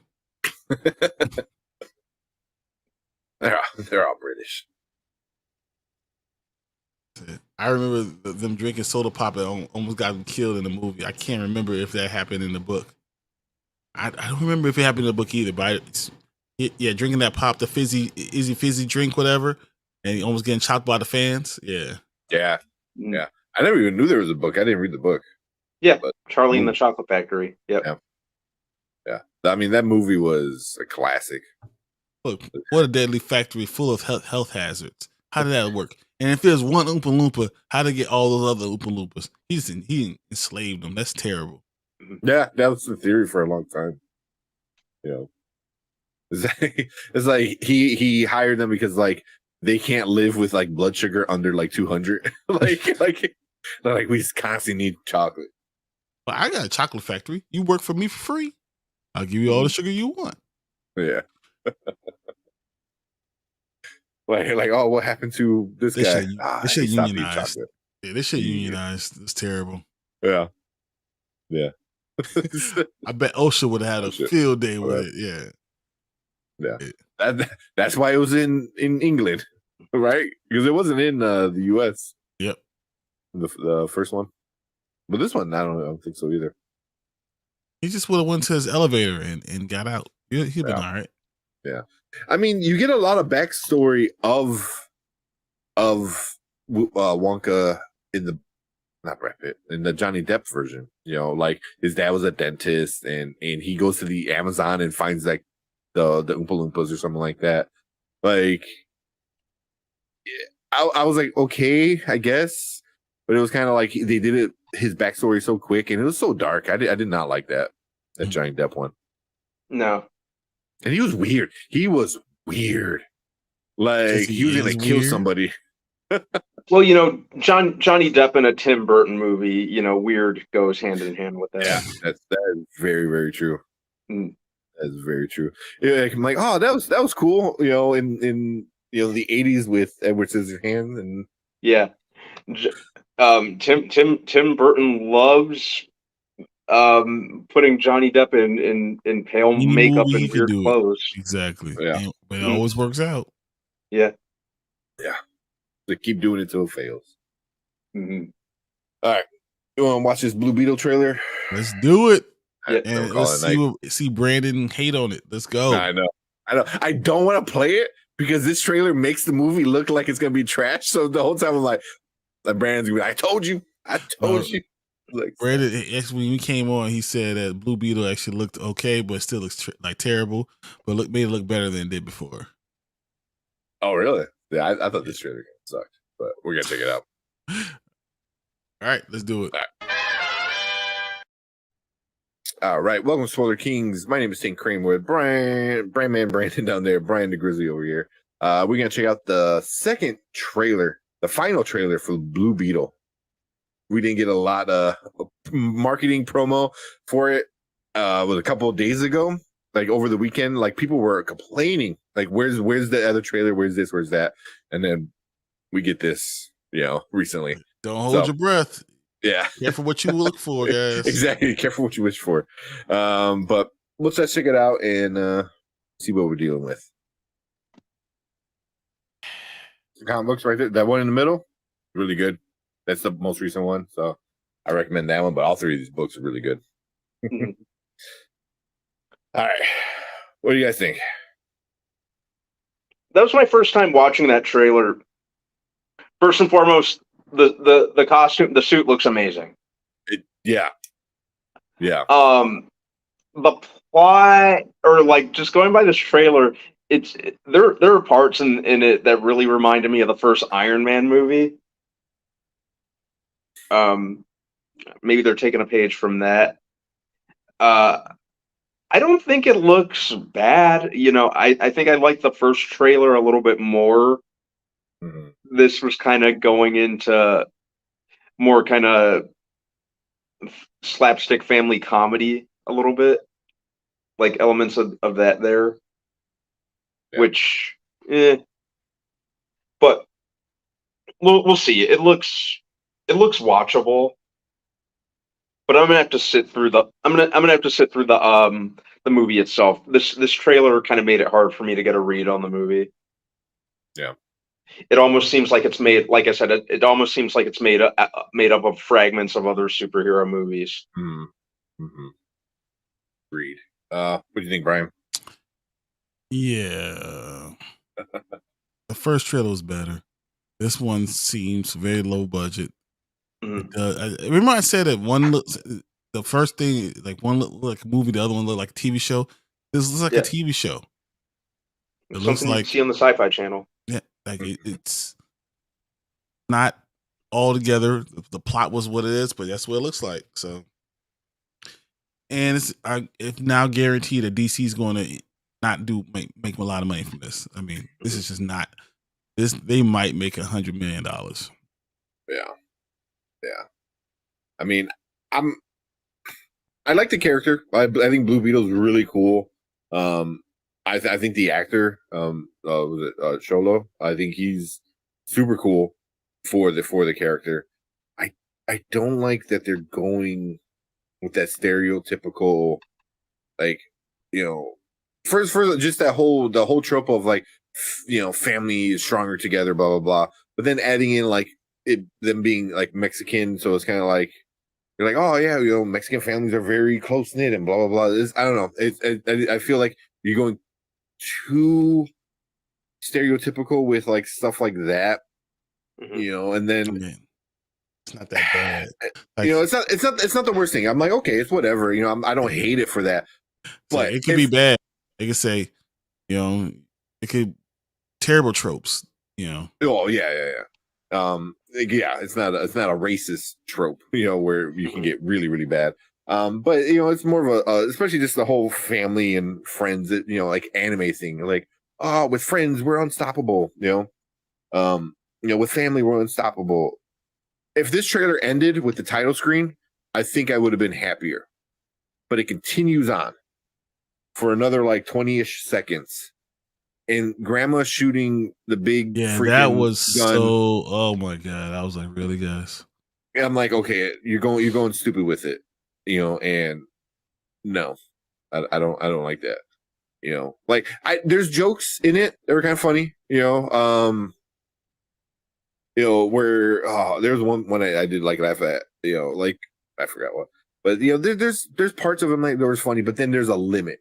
We learned that from Love and Thunder. Like everyone should take that note from Taika. It's like funny is good, too much funny is really bad. And silly for superheroes. Too much funny without a filter is where you can is what'll really mess you up. Yeah. So and if I don't know. I mean, what if that's the silliest thing in the entire movie? Maybe you might get away with it, but it seems like it might be towards the end, towards a big important scene. Silly without action is not good for this type of stuff. You cannot be too silly, and if it is, it won't make money.